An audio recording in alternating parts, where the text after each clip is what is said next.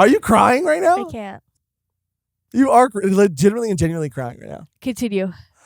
Take the camera off me. You always leave it on me when I cry. Hello and welcome back to another episode of Volume 1, the anime and manga podcast where we highlight and discuss new series each week. But today we are back again with not only more Done Piece, but with more Wano Act 2 discussion. Interesting. I'm so excited to talk about this arc and break this arc down. We had a discussion with the one and only Parvision. Hope I'm saying it right. If you haven't checked out that conversation yet, you can go. There will be a link up here for you to check that out. You can check it out before or after. It doesn't really matter. Either way, we are back again to go beat by beat through Act 2 because there are so many things that we didn't even get to cover. Okay, bars. Okay, so bars. Many things that we didn't get to cover. Yeah. Which means that today, my name is Josh Bassel Michaels. And I am joined by... Mehgan. Uh-oh. I said Okiku last time. Secret Perine. Secret Perine. Yeah, dude. Yeah. Secret Perine. Secrets unveiled. Perine. Secrets revealed Perine. Oh, unveiled. Okay, dude. Anyway, thank you guys for tuning into another episode of our Done Piece series. You got, I guess, a bonus episode earlier this week. Today is going to be a little more traditional style of Done Piece video. We're going to be covering and discussing chapters 925 through 955, Act 2 of Wano, a little more beat by beat. We have some highlighted comments that we want to get to as well, and we do have a few general thoughts. We covered a lot of them in our previous conversation, but we do still have a few. I still have a few that I would love to talk about. But Mehgan, is there anything that you would like to say about Act 2 that you feel like you didn't really get to say in our last conversation? I mean, yeah, we did kind of talk about it on that episode, but reading it brought me back, like I said, to like kind of like the beginnings or the middle of Dressrosa, where I just felt like a lot was happening. You know, we had like all of these characters in different places, and it wasn't necessarily overwhelming. It is just like trying to, like when you're trying to keep, stock of everything and everyone's past, it is kind of like a lot, but I wouldn't say it's bad because it does make sense. Oda has to fit all of this into these chapters just because it'll be, 20 more chapters if we got everyone's fight, everyone's, journey flushed out in Act 2, which is like, it's not supposed to be that. I think it's supposed to feel frantic because, of the time frame and like how quickly things are moving because they have to move quick because at the end of this arc, like we see people that I never thought would have alliances. Right. And it's like now more than ever at the end of this, like, I don't know how they're going to get out of this one. I mean, we always say that, and it's always true. I do feel like, we mentioned it in our previous discussion, but, there were a lot of people who I felt like when we looked more into it online, felt like this wasn't as strong of an act. And I think it's just because, like, I didn't feel that way at all. I really enjoyed this act a lot. It's different. It's so different than Act 1. Act 1 felt like it was like, boom, in your face, like reveal after reveal. And this does feel a little more frantic and a little more all over the place. But it's very purposeful. I think that there's a lot of really important stuff that happens here that is going to lay the groundwork for what we're going to get in Act 3, which again is just how story structure works, right? So I do not agree with the people online who feel as if Oda has lost his touch. Yeah, that was a crazy ass comment. Yeah. And, being someone, and that might come from someone who, it has consumed it before or is watching the anime or like. Yeah, and I'm also before, like it is just so fresh to us. And I don't like when things like that, like, thinking about them, I don't like it affecting like how I think. Sure. Either. So, and it's also like, I'm empathetic, right? Empathize, I guess, with people who had to read it week to week. We didn't have to, but I can put myself in their shoes. Definitely. And maybe feel that a little bit more. But reading it as a whole, I feel like it hits different. Oh, yeah. And I feel like that's how it feels, kind of, not to compare because they're completely different. But now we are reading, like Chainsaw Man Part 2 and Berserk,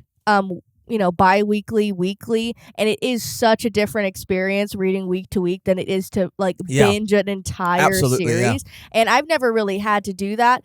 There are some series like Blood on the Tracks I don't think is complete yet. So it was like I was able to binge. Now I have to wait for certain chapters to come out. And I think I did that with Killing Stalking too when it was coming out. But it is such a different experience. And I could totally see where it's like, even with One Piece, how excited you are to continue to read and find out what's going on. I can only imagine it stopping somewhere where you're like, oh my God. Yeah. What? And then something, it is expectations. I feel like a lot of people had really high hopes for and expectations for the second act. And it is just set up for what's coming ahead. I mean, it's not about the fights. It's not about the major plot points being answered immediately right away. It is like, he is just letting you know what everyone's circumstances are. Yeah. It's a journey. And I did thoroughly enjoy Act 2.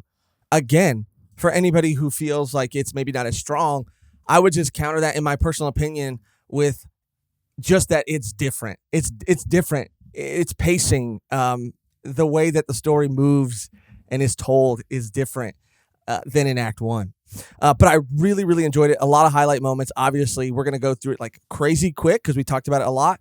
And then we're just going to go highlighted comments and beat by beat. But like, the Yasu moment, the Smile Fruit origins, like Sanji getting to finally see his raid suit, even though it got spoiled for us in the OP. And in the promotional art for the anime on Crunchyroll. Not his like aesthetic, not how he looked, but him holding it. Yeah, him holding it. And again, it wasn't like we knew it was going to come back eventually, but we just didn't know how it looked. And we're like, we mentioned that on the other episode. It was so funny when we mentioned that.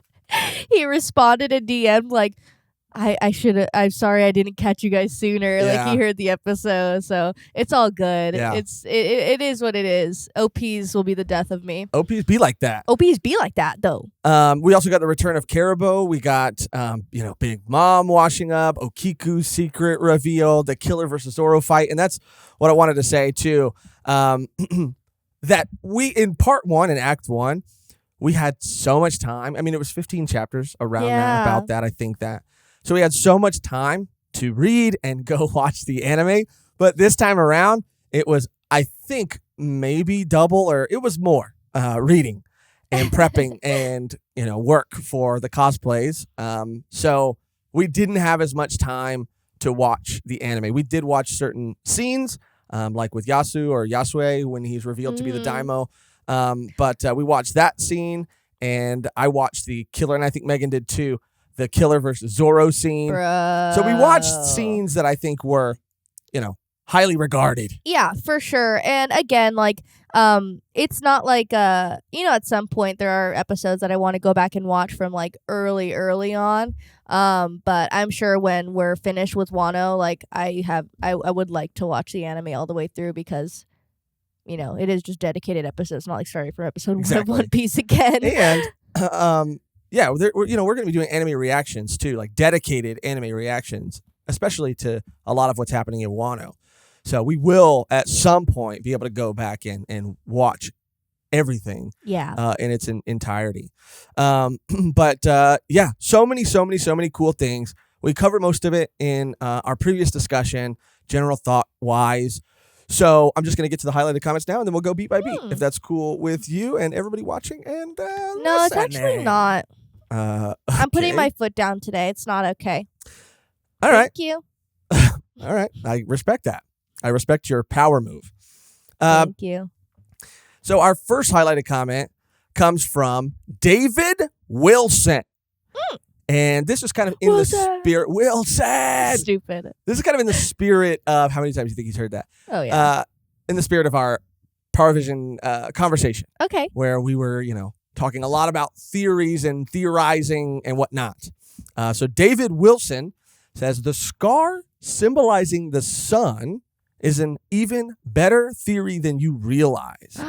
And I can't say why, except that maybe Luffy wasn't born to be that guy, but something changed. That's interesting. That's And interesting. when I thought about this theory, and I didn't even like really look it up to see if it was a thing at all, because I was like, Luffy. I looked up. This is what I looked up. Luffy's Scar son, and nothing. It was just nothing came up. It was just like, how did Luffy get his scars? Mhm. And it was like the one on his eye. Like it was like a diagram of him just drawn with like a bunch of scars. It was like like obviously a Kainu, and it was like crocodile, or a bunch of different scars. And in some pictures, it really, really does symbolize the sun. Like it does, like it, especially in Wano, and especially during like the training arc moments with him. There's panels where I'm like, wow, like it's very like flared, and it's not like an X like I originally thought it, like remember it being. But in the anime, there are a lot of pictures that I've seen that looks more like X-ish. So it is like weird. And I just thought of it like, destiny and inherited will and things like that, birthmarks. I thought the crescent sun was a birthmark, but it's a tattoo. Yeah, it kind of got you. It kind of got me because it kind of was like, damn. But it's like, imagine if Luffy got this scar. He was destined. He was destined to get this mark of the sun on his chest, symbolizing, like how did he even fucking survive this? Like really and honestly and truly, like well, there's a lot of talk, dude, about the dawn. There's sun moon shit is sun, like super moon relevant. Shit, yeah, everywhere. I mean, even the furries. The mink people, their connection to the moon is crazy. Everyone has this connection to the moon. I mean, when you really think about it, like the sun and the moon are like essential, especially the moon, to like the ocean in general.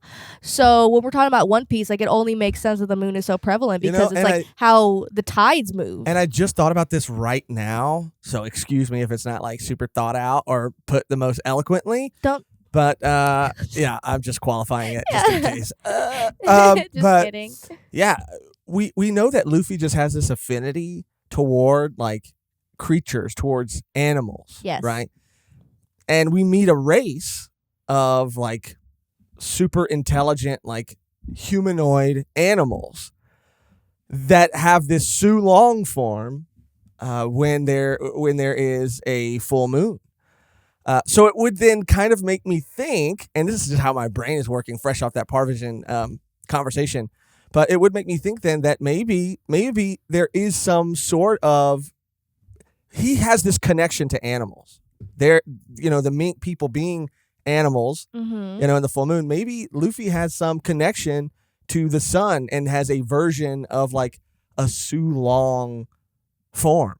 If that would make sense. If that makes sense.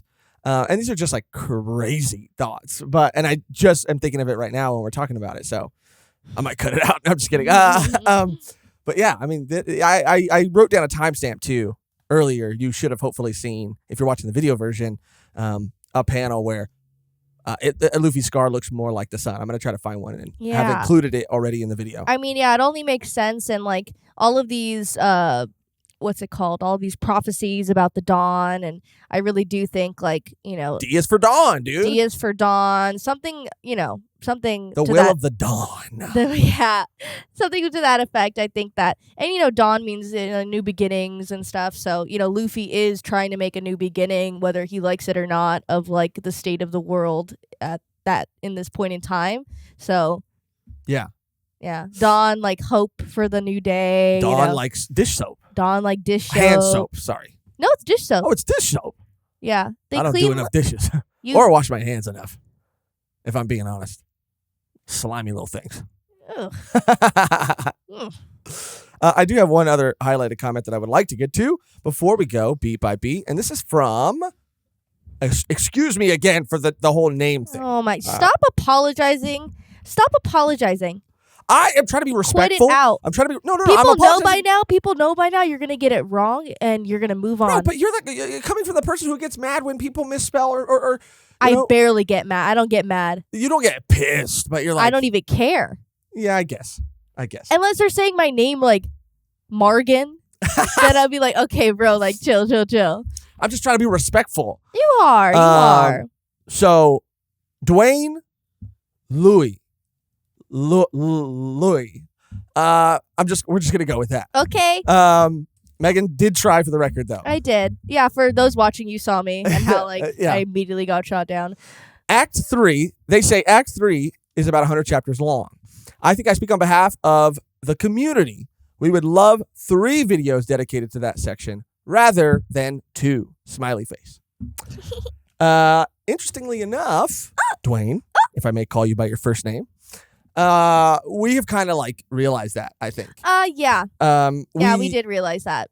We had been told initially that, 3 acts would be the way to cover this arc, and it's hard. It's so hard to look up stuff because the more chapter specific things you type in, the more spoilers are going to pop up. So it's really hard to navigate that. And even talking to, Nolan's a liar. Yeah. Asking like, oh, when, Wano, like, what would be, when is it's going to end soon. I don't know. He's like, I have no idea, dude. It's kind of crazy. It'll make sense when you get there. And I'm like, okay, we're that doesn't what help do me you right mean? now, though. Yeah, like we're trying to plan out. Yeah, I'm trying to schedule this shit. Yeah, no, it's like Wano month will definitely bleed.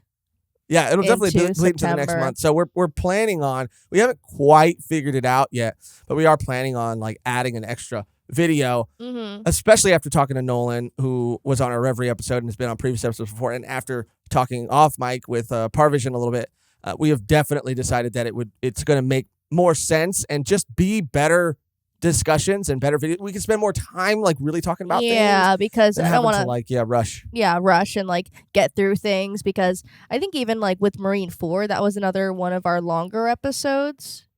Yeah. Is that right? I mean, it's like I'm thinking about scope of things happening at once. Sure. Like, just really like, damn, it was so much. I feel like Fishman Island 2 was just like so much information. But based off of like what everyone's telling us, it's like, I mean, the amount of chapters, and also I can only imagine what's happening. Like, exactly. I don't know if it'll be consistently like all fights. And even Parvision said, if you're going to watch the fights that are going to happen, like watch the anime.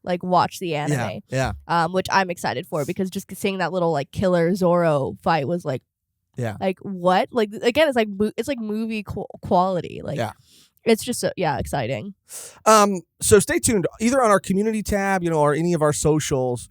We will be kind of updating everybody on like how we're deciding to move forward with that. But which camera? But with all of that out of the way, let's start going through beat by beat, because like I said in the beginning, there's so many things, so many moving parts in this act. That I want to give more time to certain things. So where the act opens, before the act officially opens, actually, which we touched on briefly in the previous discussion that we had, but it opens on Perona and Mihawk, seeing them together again. And people ship them too. I ship them. Yeah, I could see them. I mean, is it like ship, or is it like a more of like a father figure? Nah, dude. Nah. Hell nah, dude. Hell I mean, no. if I was stuck in a house 2 years with freaking Mihawk, you best believe, dude. You best believe.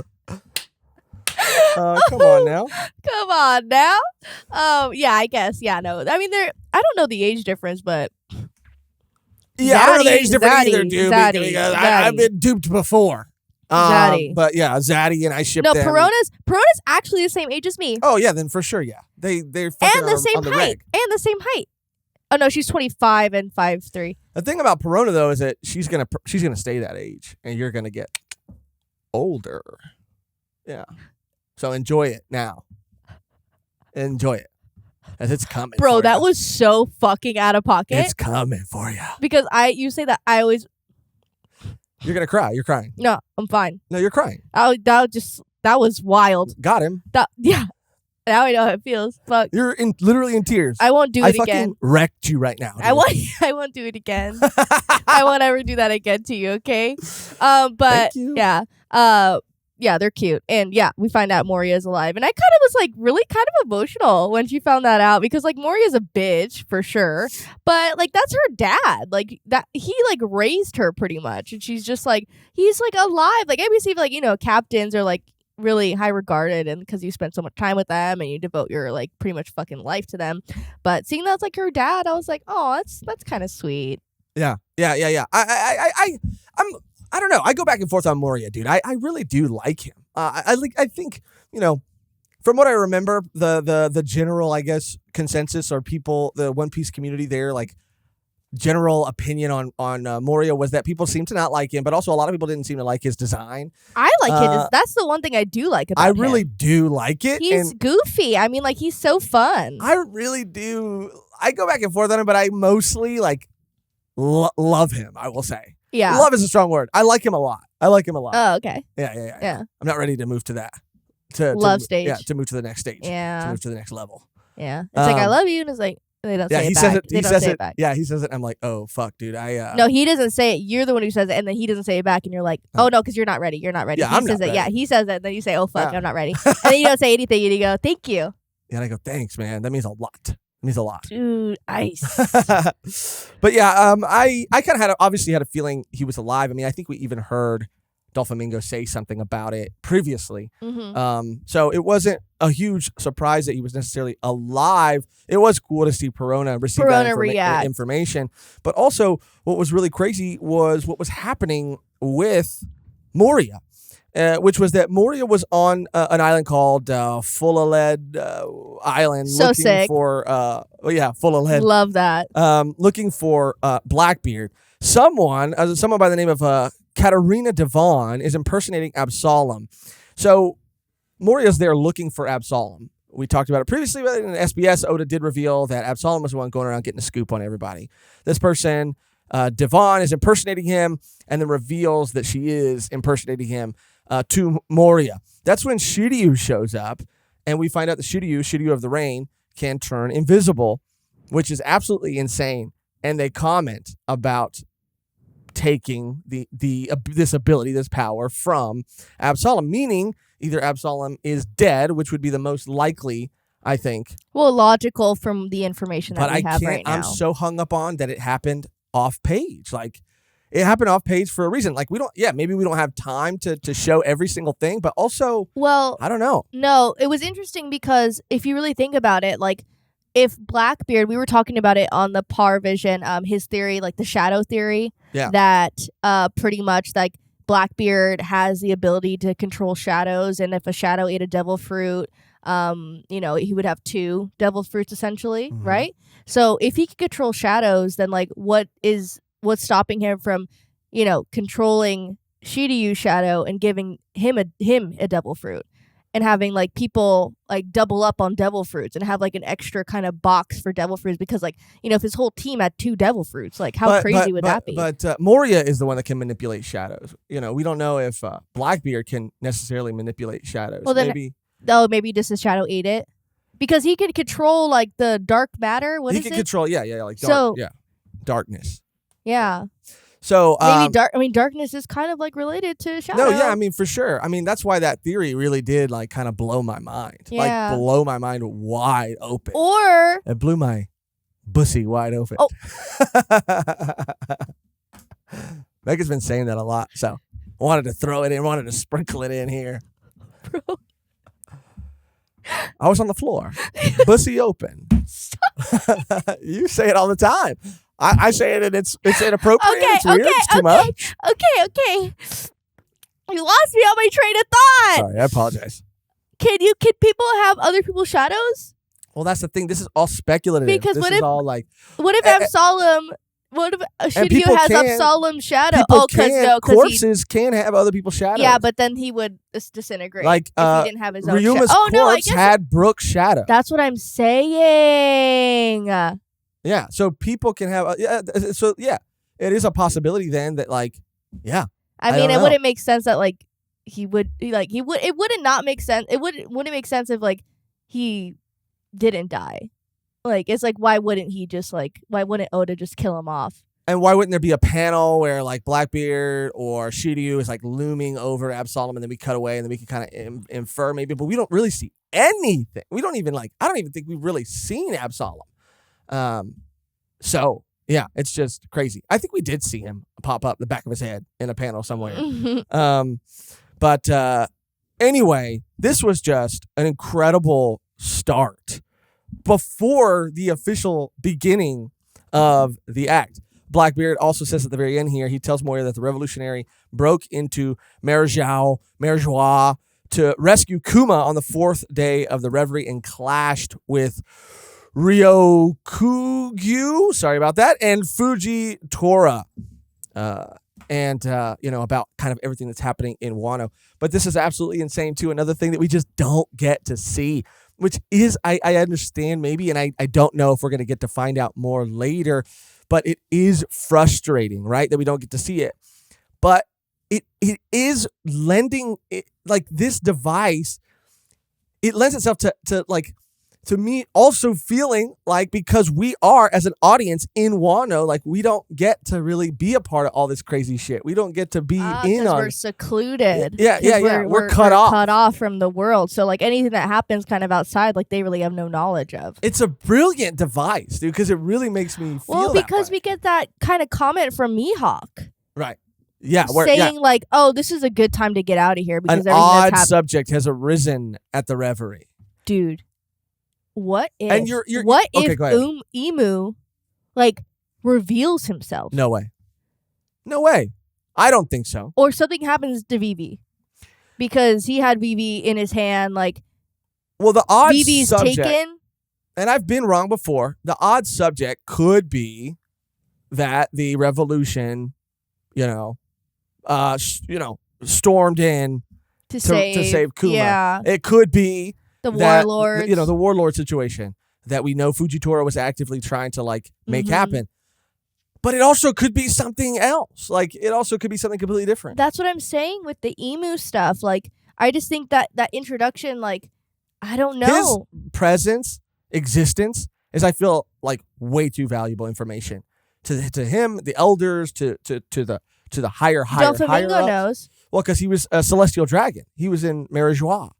So celestial dragons would know that information because of this person. But Vivi, one of the 20 families, wouldn't. No, or they wouldn't reveal that. That's not their chain of command. Well, that's not the chain of command. Even celestial dragons consider themselves to be above everybody. Maybe not reveal them. Like, maybe Emu didn't reveal himself to everyone, but maybe they, like, took Vivi because, like, clearly Emu, like, chose Vivi in that moment. Yeah.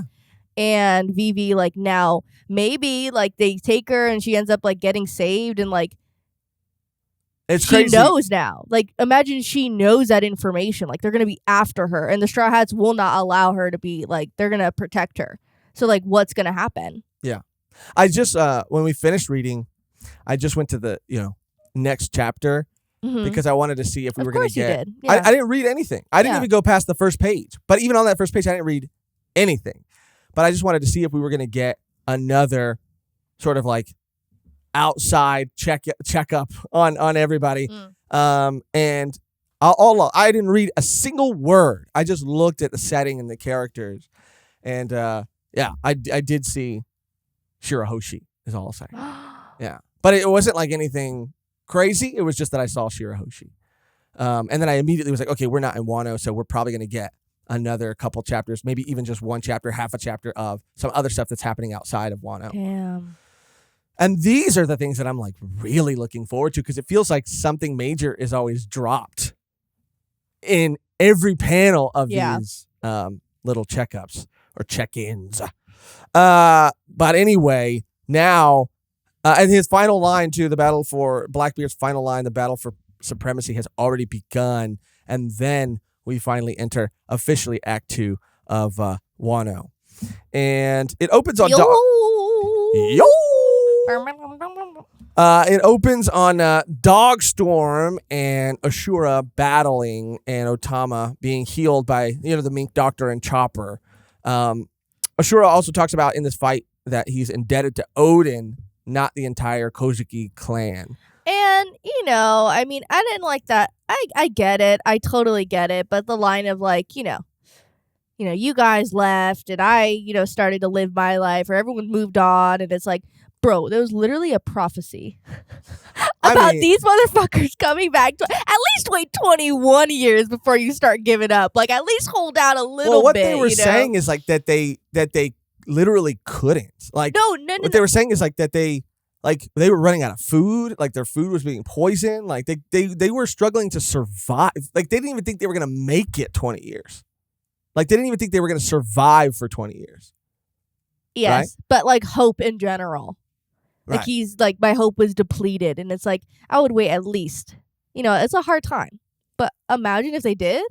But a year later, I'd be like, yeah, no, it's not real. I'm gonna. Right, but imagine if you're like on the verge of death by year 5. By year 5.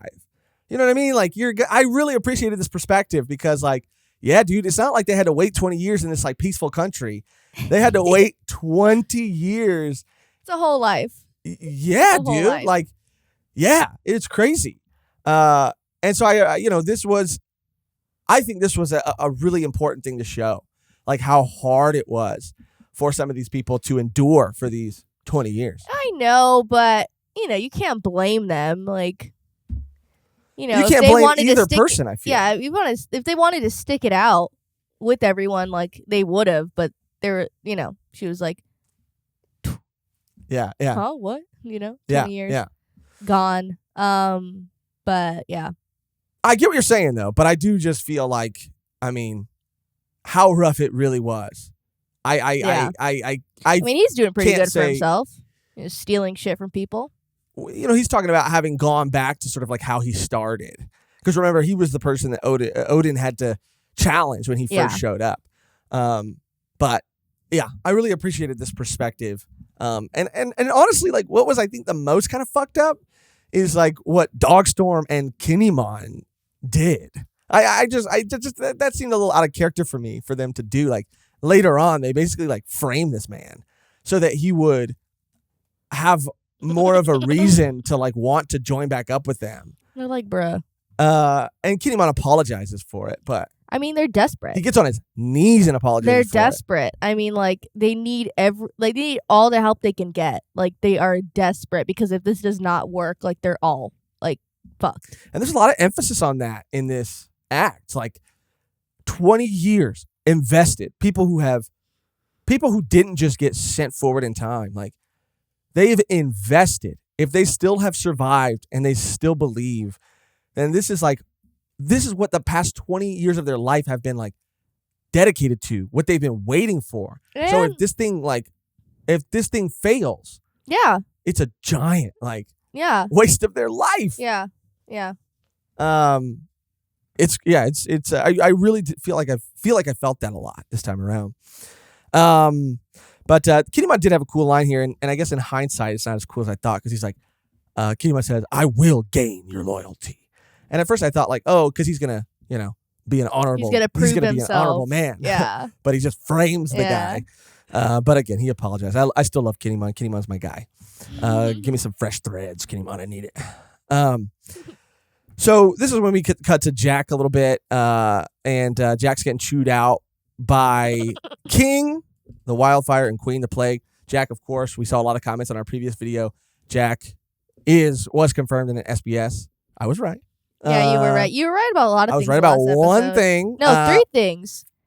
And I do want to also take this moment to address, and it brings a lot of freaking pain to my heart, dude. And I almost even I would be remiss if I didn't say it. Oh, yeah.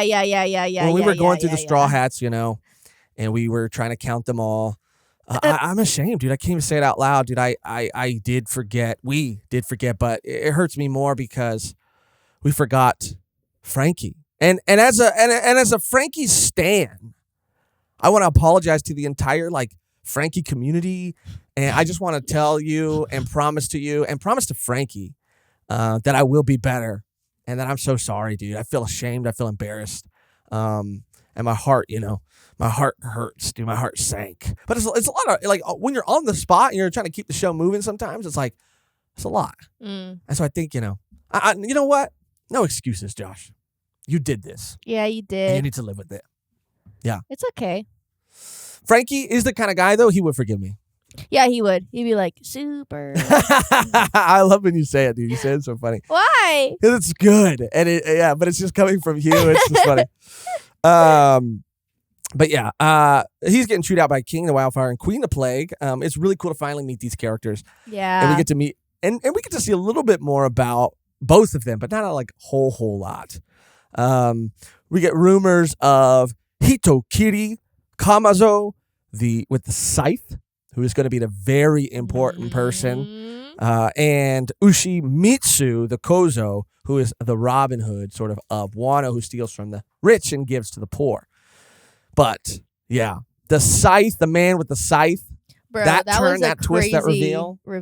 That was awesome. And seeing, I really do think, a highlight for me was, the whole kid situation and finally having that kind of, explained a little bit more. It made a lot of sense, and it really made me feel damn, like I said, I even thought, at some point, Law was going to completely, be like, Luffy, deuces, because they are pirates, and, this is what pirates do, sometimes they are traitors and they're not good people. Right. So to see that was cool. Yeah, I really like the Kid and Luffy dynamic this entire act. I think that their parts together were so funny, and them together is so awesome.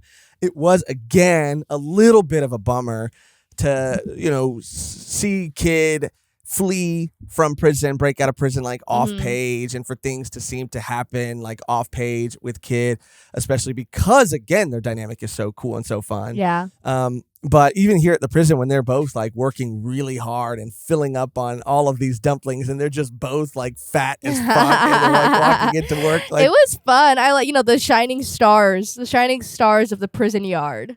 And I'm look at not them being hard workers, I just thought that was so funny. They have such a different dynamic than even him and Law. He's super friendly with Law and considers them really good friends. But he's so competitive with Kid. So I do love that. Hilarious. I love that. Yeah. And with Kid, we get a reveal, and correct me if I'm wrong, but Shanks was the one that took his arm. Yeah, not Shanks. Is it the red-haired pirates? He said, and I did go back to make sure, he said the red-haired pirates. So it could have been Shanks, but it was for sure someone on Shanks' crew. Could have been Yasu. Could have been Usopp's dad. We don't know. That deadbeat. But yeah. I mean, people, you try to make excuses for that man, and I don't give a shit. Because he's Usopp's dad, dude. No, yeah, he's Usopp's dad, who's a piece of shit and left him with his sick wife and child. Because the sea was calling him, Mehgan. You just don't get it. Bro, you say that every time, and I want to slap the shit out of you every time you say it. It's like the song, dude. It's like the song. The song. What's the song? What?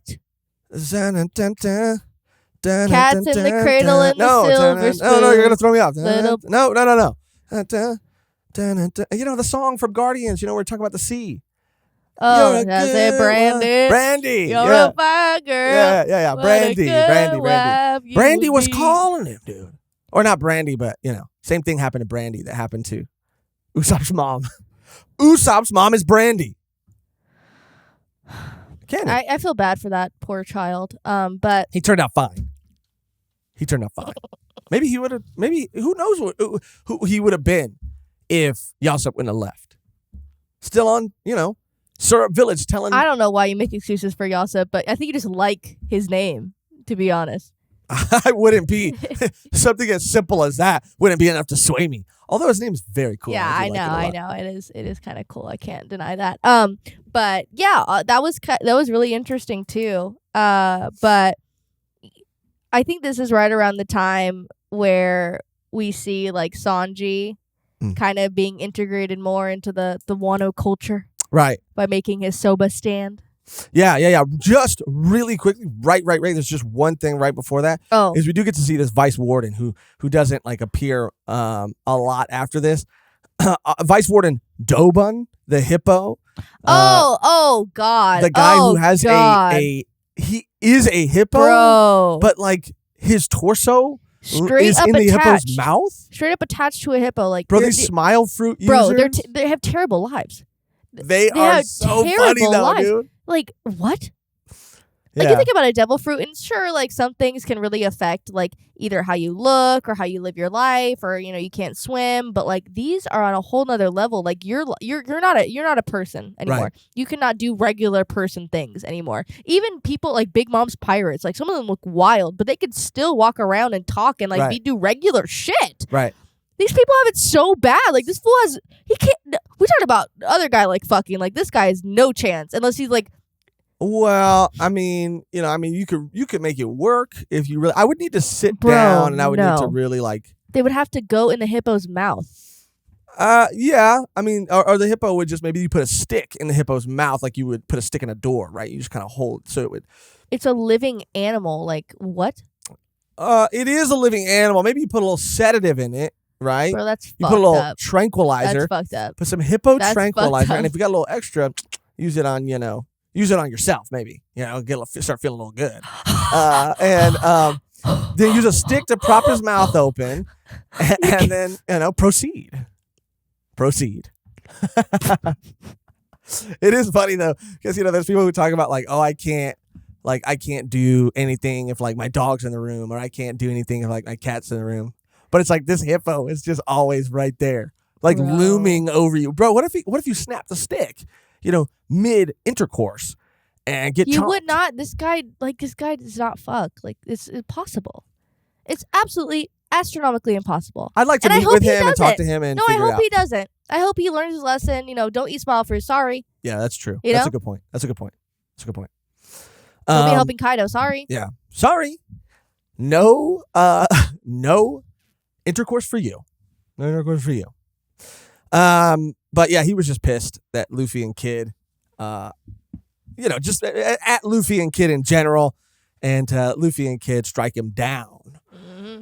And we see at this moment Caribou in the crowd, which I spotted immediately. I mean, he's not, like, super in the background or anything, but he's not at the super forefront either. So I was like, that is crazy interesting. And I thought it might be another thing Oda was just kind of planting, but he does end up coming into the fold pretty shortly after. But yeah, after that, we do see the Kyoshiro family come to shut down Sanji's Soba spot, and how he's sort of, like, integrated himself into the Wano, into the Wano. What would you call it? Ecosystem. Yeah. I mean, it's only fitting. And, everyone loves him, men and women alike. They're lining up. And I do like how he is just, like, serving the women, and, like, he's not really, like, trying to do his job in recruiting samurai. They're like, do something cool, like, advertise this, so then, like, more people like samurai will show up and we can recruit them. And I just thought that was funny. But I mean, that scene too, like, anytime food is thrown around, thrown on the floor, discarded, like, Sanji's gonna get. Even Frank was like, "You just fucked up. Yeah. You have fucked up now. You have fucked up now." Like, I loved that. I love that. Like, everyone's very aware of, like, Sanji's tolerance for food waste. And I will say, again, not to make any excuses, guys, but I will say that maybe the reason that, and it's not an excuse, that you're on the Frankie thing again? Yeah, that just I forgot. Let it lie. I know, but it's just because, like, I just feel like I haven't been seeing enough guilty. of him. I feel like he's just kind of been in the background for what's felt like a very long time. Like, even since Dressrosa, like, he hasn't really. I feel like he's had, like, he has a cool moment here where he kind of suplexes somebody, and he's going around looking for plans and stuff, but I don't know. I just really feel like he hasn't had, like, a lot of, like, time to shine, to be super, and it really, like, it's makes really you sad. Super sad. Super. Yeah. But yeah, we see the Kyoshiro family come and shut down the soba spot and smack a bowl of soba right out of a strange laughing girl's hands. This girl, of course, being Toko or Otoko. Otoko. Yes. Love her. I'm obsessed with her, dude, and it is so heartbreaking. Like, Otama, her backstory in Act 1 was heartbreaking. But I feel like Toko's is so much worse, dude. Like, I don't know how. Literally, I wrote in my notes, I was like, how do we make people starving and, having the water being poisoned all around them, and hope is lost. How can we make that even sadder? Yeah. Oh, I'm Oda. Oh, I know. Let's feed them discarded artificially enhanced fruits so that they can't even Genetically modified. GMOs, close to home, GMO. Right. GMO ho.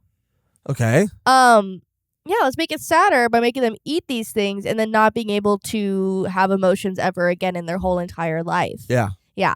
I think that might be a step above everything. Yeah, let's write that. That's a good plot line. Yeah. This will really make people like This will get them sad. Yeah, this will get them. Yeah.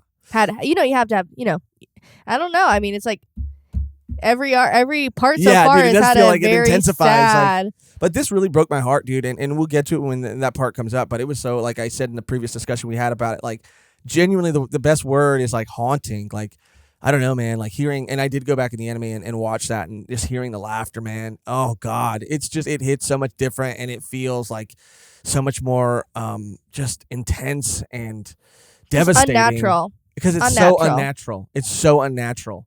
And yeah, man, I got extremely emotional during this part. But to stay on track, they're able to beat him up pretty easily. And then we see that the Oiran, let me see if I can get this word right, Kamiro's procession is coming. Meanwhile, we're cutting back to Luffy. Luffy gets tickets, gives some of his meal tickets, dumpling tickets to Old Man Hyo, and Raizo has come to break him out. I said he's going to need a little bit more time, dude. I love Raizo, too. Yeah, Raizo's hilarious. Like, him and Kinnimon are like, well, I don't, they're all so sick, dude. Yeah. They're all so sick. Yeah, I really like them. I mean, I always forget the guy with the red hair. Yes, dude. There was a gag in here, too, where he was like a fishmonger. Yeah, I drew the little fish. And like the lady's like buys it. She's like, how am I supposed to cook this? Yeah. It's literally a drawing, like so funny.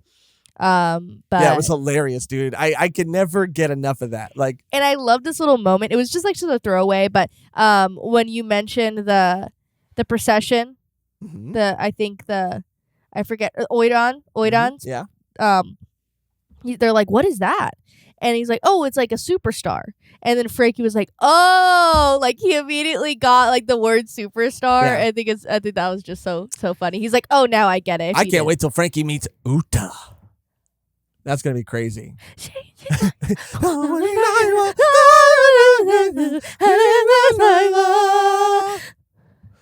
I can't wait to see that movie, dude. I can't wait to see that freaking movie. I can't wait, bro. Both Chopper and Beppo are like total fanboys, and I want to see them interact so badly. Yeah. And I'm looking fucking This is when Karibo shows up and he tries to offer his services to Luffy. He's still a shady motherfucker. He's still up to something. Karibo. He's still, Karibo. That's real, what I dude. wrote. Beanshit Karibo. Like, really? Yeah, he's really being a snake. He's being a snake in the grass right now, dude. You know what I think he smells like? Mildew. Mildew, but like saturated with like chocolate Axe. Like he would be a motherfucker that wore chocolate Axe. Chocolate Axe body spray. Have you smelled that? I feel like I have. Bro, that was like when I wore it. Just kidding. Bro, did you? No, not chocolate. I did wear Axe body spray as a high schooler.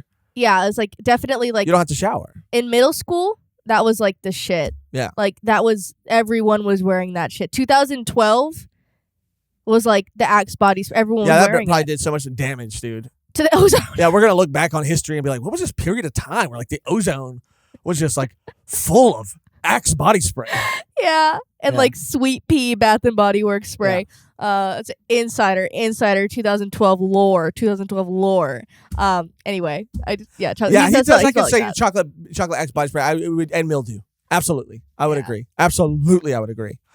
But he's trying to gain the situation. He's trying to get in and get out. Use the situation to his benefit. That's how I feel. And again, we talked a lot more about him in our previous discussion and his potential significance in the future as well. But this is when Kid sets the record straight to Carbo too, because Carbo's like, why are you going to want to align with Kid when he's kind of become a mockery because of all of these things that have happened to him? And he's like, nah, dude, like I didn't even try to go against Big Mom.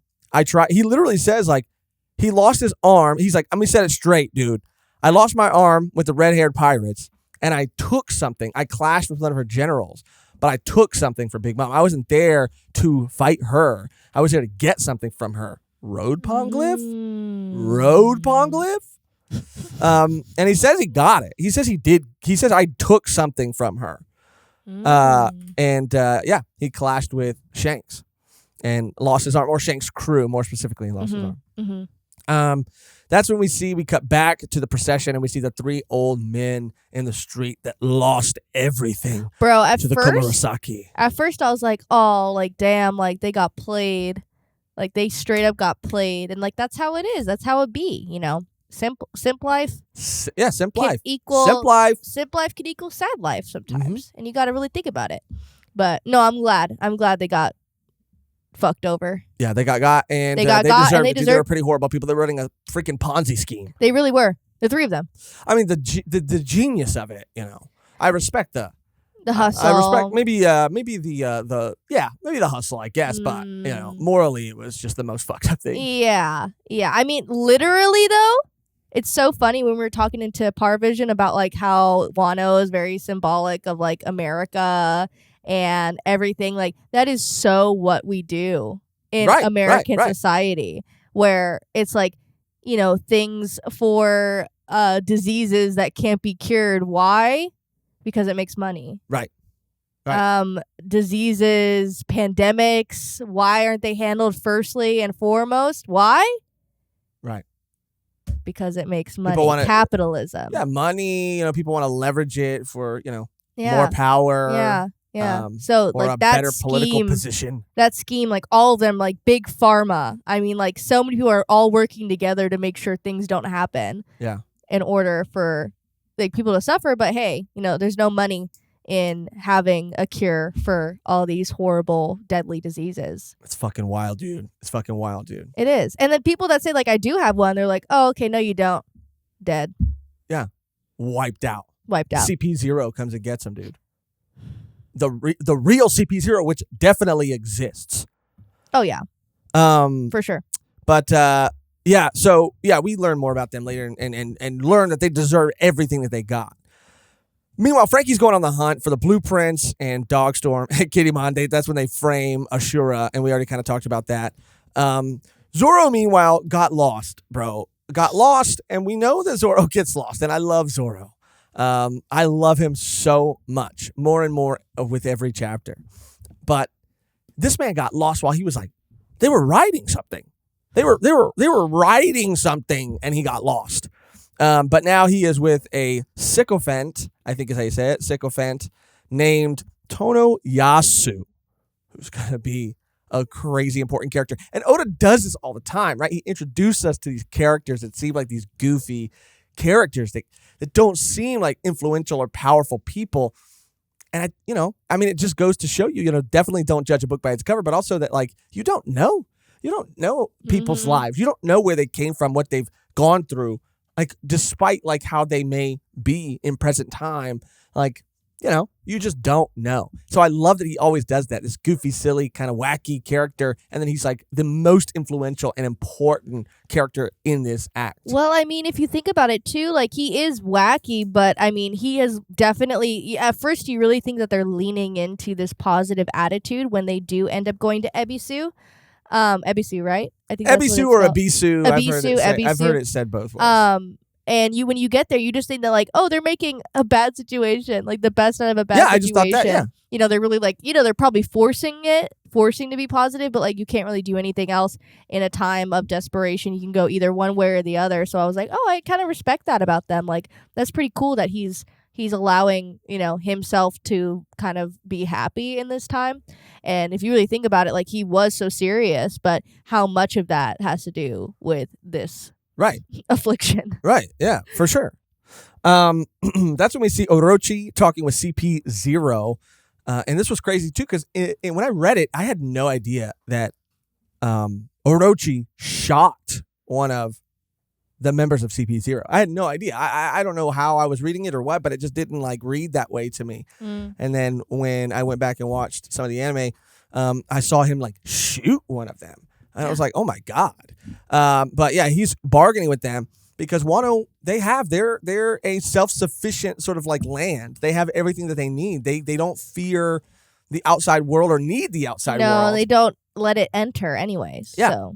So, he says like, this time I asked for a battleship, but next time I'm going to ask you for Vegapunk, which is crazy. Again, just that name drop of Vegapunk alone. How do we still not know anything about this fucking man? How do we still not know anything about this fucking man? It is so crazy to me. I know. We see then Drake and Page One. Page One with the dragon, ancient model type, Spinosaurus model. And they're sent off to look for Sanji. Mm-hmm. Soba. Well, he hasn't given himself this name yet, but Soba Mask.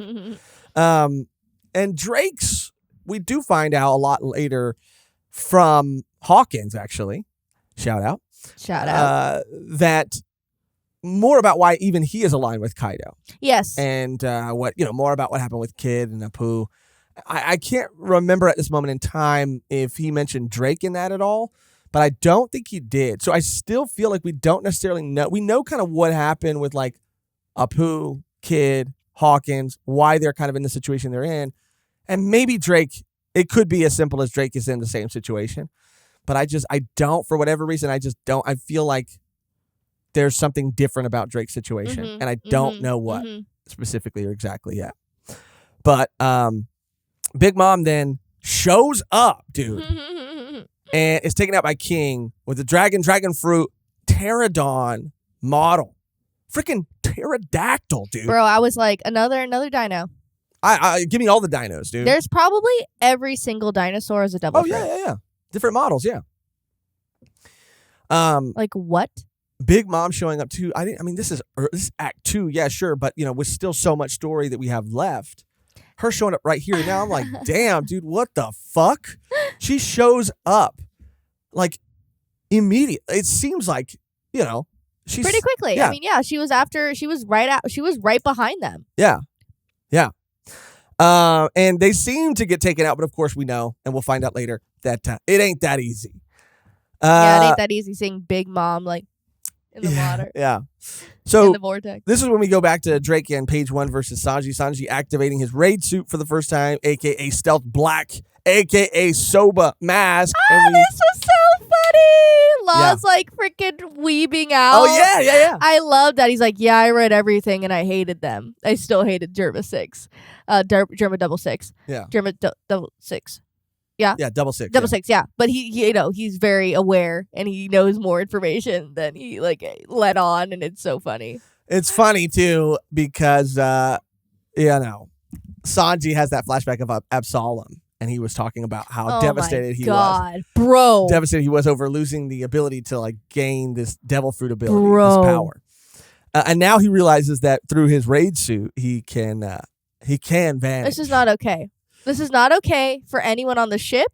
Nami and Robin are not safe, and I don't care what anyone says. This is not a good thing. This is not a good thing. Yeah. And we see it firsthand. Yeah. But it isn't. Why wouldn't he just go in the bathhouse? What do you mean? We'll get to it. Right. Because it was co-ed anyway. Right. Yeah. And I guess that's the comedy side of it, but bro, how many times are you going to use this? How many times are we not going to see him use this on cam? Bro, the implications are wild. And I don't want to hear it. Well, he just used it this time. It is for a joke. It is bro, but he literally said that he's been waiting his whole life to get invisible so he could peep on women. And now the time. And now he has that ability. All the time. Yeah, we'll talk more about it when we get there. It's over. I did not think Oda would take it this far. I really did it.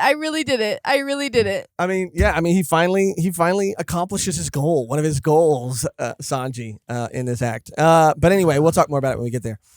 Robin is, doing what Robin does best. She's poking around, and we love her for it. I love her.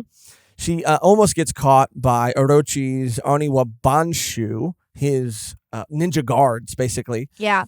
But, is luckily using a clone, so it's able to, the blossoms are able to dissipate, and she's able to escape. Big Mom then washes on the shore, similar to the same shore that Luffy washed up on, similar to Luffy, but without her memories. This is another thing that apparently people have some issue with. I think we talked a lot about it in our previous discussion, but I think Mehgan hit it really on the head. I think your kind of thoughts on it and opinions on it, like I agree with those, which is basically that like I don't think either one of us really had a problem with it. No, and no. it does show. Go ahead. I don't want to take it from you. No, I really did like. I mean, I get it. Like we kind of felt similarly to the whole Sabo situation about the memory loss and it feeling kind of uneventful or like kind of convenient, which I get. And there were people too, yeah. and I just want to say like it's a conversation. Like yeah, we're the ones with the microphones, but we are like reading people's comments and like to respond back to them whenever we can. And in the future, like I would love to on our community lives, like bring people on and talk to them, like face to face, quote unquote, I guess, voice to voice, yeah. But yeah, there was a lot of people that were saying like, oh yeah, it's just that this thing amnesia with the Sabo situation, this device isn't a bad device. It's just that it's been used poorly,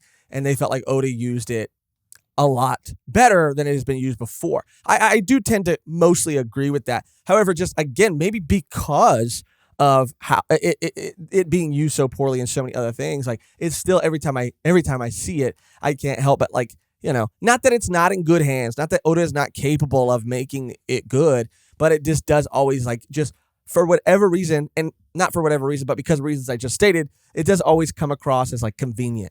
Yeah. And I'm not accusing Oda of doing that. I'm just saying it's because of all these other things that I feel that way. No, and it is not like an excuse, I guess. Like not like, I'm not like combating it saying like that wasn't the reason, because I mean Oda's doing so much in this arc. If he wants to do one little cop out, like do it, dude. Like, do it. If you want to do one little thing, like, more power to you, because you have a lot of other things to set up and talk about, which I have no problem at all. But I really did like it because I felt like it was like another side to Big Mom that we kind of saw when she was a kid, before she was basically groomed by that fucking chef and made to become a pirate and use her, pretty much like strength as a weapon. Because she never wanted to do those horrible things. She just was incapable of really controlling herself. And what if she did get raised by a good person and was able to hone that strength and was able to control herself and think about other people, instead of being like kind of like a selfish childlike brat that she is now with all this power? Like, I liked it because we do see that like innocent side, and it does go back to like One Piece themes where people are brought up in ways, and that is, they're a product of their environment or society at the moment.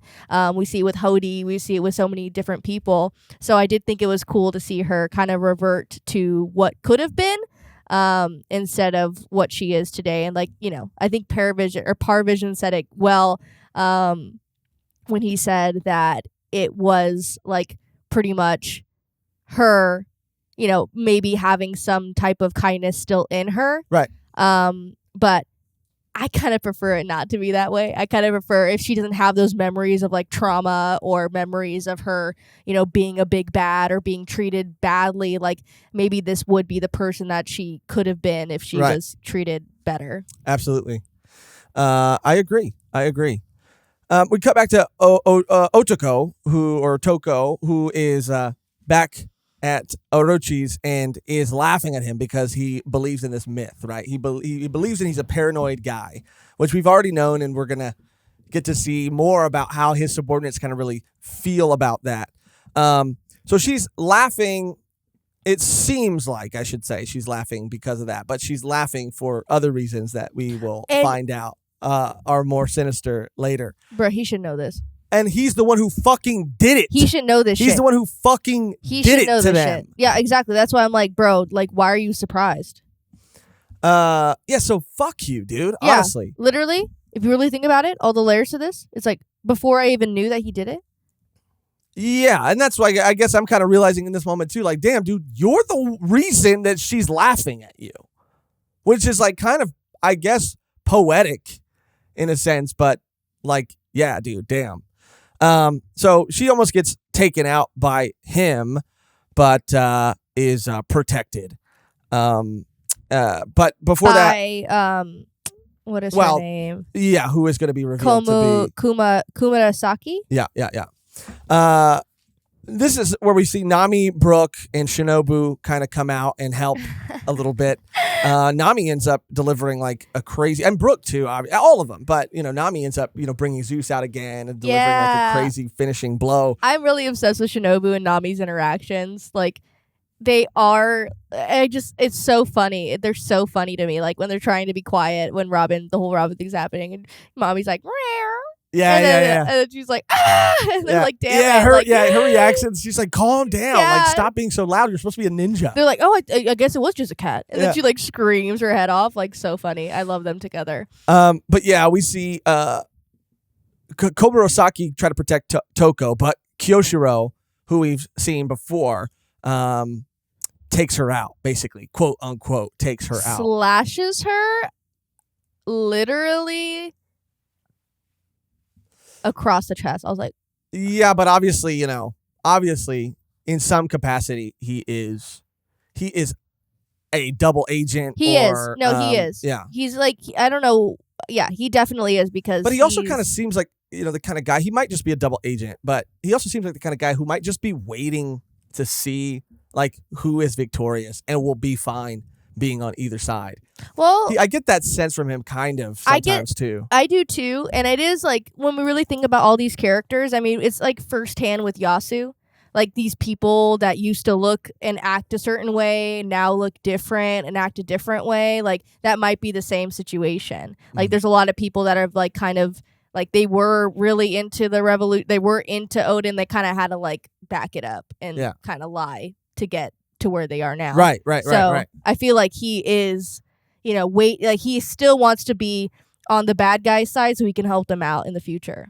Yeah. Because he doesn't want to reveal himself immediately. Right. And he is, even if he is just a double agent, like I do feel that too, that he is like very careful and is planning for the perfect moment. Yeah. To like switch sides. Like he does it, all this other stuff that is seeming to happen that he could intervene. He's it's just not the right moment. It wouldn't help them in the long run as much. Exactly. So I do feel that from him too. Because he's like he's pretty in it. He's pretty in it. So yeah, that would make the most sense that he's just like kind of waiting for the best moment. Yeah.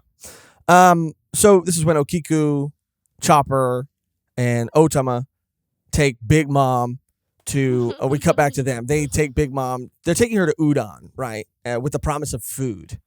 So we see them just like start their journey there, and we do get to see Momonosuke, a little bit of Momonosuke, and he's doing this thing called the Sunek call, which is going to come back and hold some significance later on. But I just wanted to note it here. Yeah. Because we find out, I think this is the first time we find out like more about he hears this thing from Zoro, which would mean then that Zoro's master, who he heard it from, was from a particular place. So yeah, we'll talk more about it when we get there. But Brooke mentions that he saw a pond glyph at Orochi's when he was a soul, but not a road pond glyph, which is interesting. I'll say, but they are specifically looking for the road pond glyphs at this moment. And the more we talk about like pond glyphs in general too, and we were talking about in our previous discussion with the inset pond glyphs here and there, like it is just so crazy where they just are like all the time. So that might come into play too, where once Robin hears pond glyph, she's gonna be like, oh, we gotta go back. We gotta go back. Sorry guys, I don't care if it's not a road pond glyph, dude. We gotta go back. Yeah. And I love every time she deciphers one of them things. I'm a sucker for it. I feel like she could just like, could she pop up eyes on things, or just like her ear? It would make sense. Eyes. It would make sense. Yeah. So she could just kind of find out where they are, and then just like put her eye on something close to the pond clip, and then read it. Yeah, I mean, just like decipher her, and then just be like. Yeah, just like her and Luffy's devil fruit were used in tandem that one time. Mm-hmm. She could maybe do something similar with Brooke, where Brooke is like scouting and telling her like, okay, can you put it on the inside of this wall? And then she could do that. That'd be kind of cool to see. Yeah, that'd be sick. Because we did see that. Yeah, you're right. Yeah. I wonder if that'll happen again in the future. That's just something that I feel like is not. And again, it's fine. Like, it's not anything I have a problem with, but it is also something I would love to see more. Like Robin, and she does it from time to time, but it would be really cool to just see more of that. Like their devil fruits like working like together in that way. Yeah. In that very specific, where they're combining each other's like power. Yeah. Like that would be so sick. And we finally get the Wano face from Chopper, which I loved. Had to see it. I was waiting for it. But yeah, he is very stressed. He is extremely stressed. But I do like how he's using this kind of to like his advantage. Oh, I yeah, mean, dude. He saw an opportunity and was like literally capable enough to make a decision. Yeah. For the Straw Hats' entire crew. Yeah, Yeah, he really stepped up. Like, this was a great Chopper moment. Hell like, he yeah, really dude. put his big brain on. I was like, fuck it, Chopper, let's go. He was scared too, but he's like, I gotta do what I gotta do. He had to do what he had to do, dude. He had to do what he had to do. He's grown so much. He really has. From, like, even Skypiea, like, that moment with the whistle, like, he did not need no whistle. He did it himself. Chopper! Anyway. This is when we cut moment. back to Luffy striking Daifugo, the Scorpion, for trying to hurt the old man for cashing in his tickets. And Queen shows up at the prison. Also, at the same time, Raizo finds Kawamatsu in his cell. And we're going to learn a lot more about him later on. And this is when the Sumo Inferno begins. And they are Luffy and Old Man Hyo are put on like these celestial these more, I would say, like barbaric, even like celestial dragon collars. And Luffy, being the fucking goat and captain and just like person he is, uses this as an opportunity to train. Which I thought was so funny. Yeah, it was so funny, but it was also like... It was so needed. I mean, like, there's no other time he's going to be able to, like, up his game. Right. Like, because he... Carpe diem, dude, seize the day, seize the opportunity. That's what I love about Wano so far is, like, I don't think we've ever really seen immediately Luffy go after the final villain that he's going to have to beat and realizing, like, I can. Because he had these moments in Arabasta, which Crocodile, told us is the correct way to pronounce it now. Croc. I mean, he went up against Croc. That's true. Got wiped out. Had to go, kind of like. That's true. Train a little bit, or get a little stronger, figure some stuff out. I mean, but an emperor. I mean, yeah, it's pretty. Yeah, it's just wild. And like I said too, is like he could have killed him. Kind of definitely could have killed Luffy. Absolutely. Like, if he wanted to. But again, like I said, Kaido, that might be his biggest weakness. Mm-hmm. Trying to recruit all these strong-ass people because he doesn't want to kill them necessarily. He wants them on his side. So, like, that's why he let Luffy live. So maybe if he goes up against other strong people, like, he will think that and not really take them as seriously and not take that chance, Yeah. Like, I don't know. I don't know. I might come into play. I don't know. This was so sick and the most Luffy thing ever, and I loved this. Yeah. That he would use this opportunity that most other people, would sulk in the same situation, or they would be down on themselves. He's just like he's an eternal just optimist with this like immense willpower that's gonna say like, you know what? I'm just gonna view my situation right now as an opportunity to like better myself. Like, I mean, this fool is fucking like legendary, and we can all fucking learn from this man. I mean, it makes sense. Like, I mean, if I was strong as shit, like I wouldn't be too down. If I knew everyone I was fighting against wasn't really a threat, it'd be like, okay, this is fine, I guess. This is okay. I'll just use them as punching bags, pretty much. And we still have a good amount to go through, but we're getting around to the part. We are at the part where the women go to the bathhouse. Oh. Drake's there, Hawkins there. Drake's pretty funny about it because he doesn't want to go in. And he's a little bashful. Yeah, he's a little shy guy. Yeah, a little shy. But Sanji was also there the whole time. Yeah. Just looking. Yeah. Just peeping. And he didn't have to do that. No, it was a co-ed bathhouse, which was already like... Which, in a way... Because Nami was like, damn, everyone's staring at us. Like, everyone... I was like, oh, like, I can't... Like, bro. And Oda pointed out something that I was like, disgusting. Someone had a little scuba. Oh, my God. So they were underwater. Yeah. It was Sanji. Just kidding. No, I mean, again, like, why did he have to do that? It was a co-ed anyway. Maybe he just didn't. But that's why I think people might say, which is not entirely, I guess, like entirely true, because what more so is the problem is that he's being like deceitful, or he's being sneaky, and he's like spying and invading someone's personal space without their knowledge, without their consent, right? You could say that, but I think that people's argument might be, well, like, yeah, it's not weird that he was. It would be more weird if it wasn't a co-ed bathhouse and he was there. That would be more inappropriate. But because it was a co-ed bathhouse, he was doing the same thing that everybody else was doing. And it's also like, bro, but he was invisible. It's inappropriate because these are literally your crewmates. Yeah. These are not random people you will never see again. These are people that you will work with, cook with, laugh with, have fights with, everything. Like, this is your life, and you want to see them like that? Like, that's what creeps me out even more, because, like, they're under the impression, like, they're all friends, and they're, well, not all of them are friends. 2 are lovers. We know that. It's already been discussed. But, like, I could only imagine if I had, like, a really close, like, guy friend that I confided in and considered, like, a family member pretty much, and is, like, trying to consistently always spy on me naked.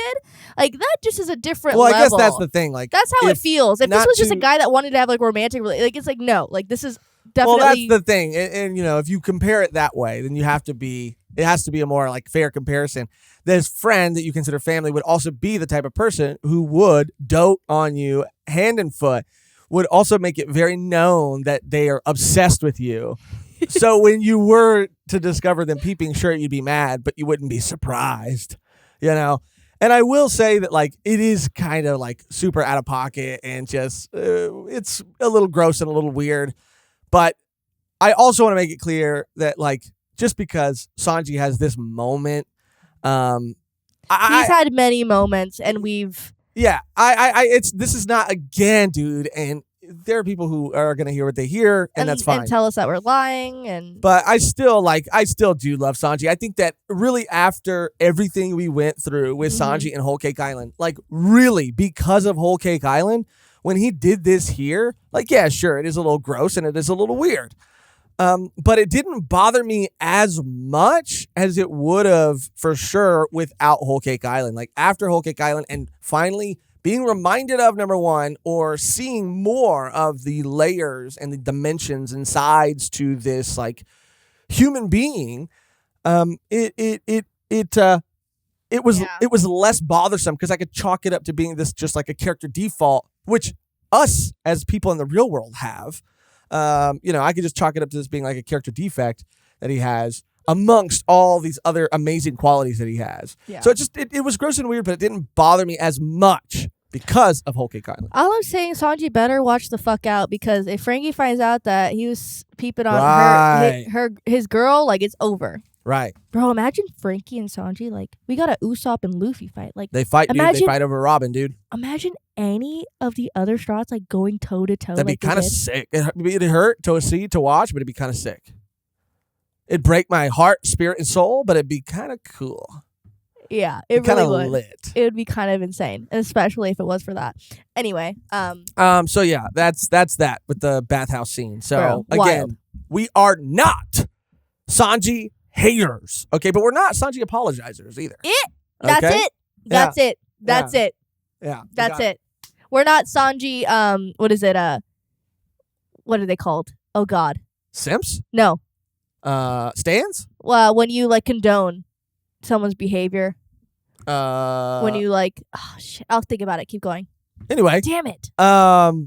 So yeah, that's that. We still love the guy. We still love him.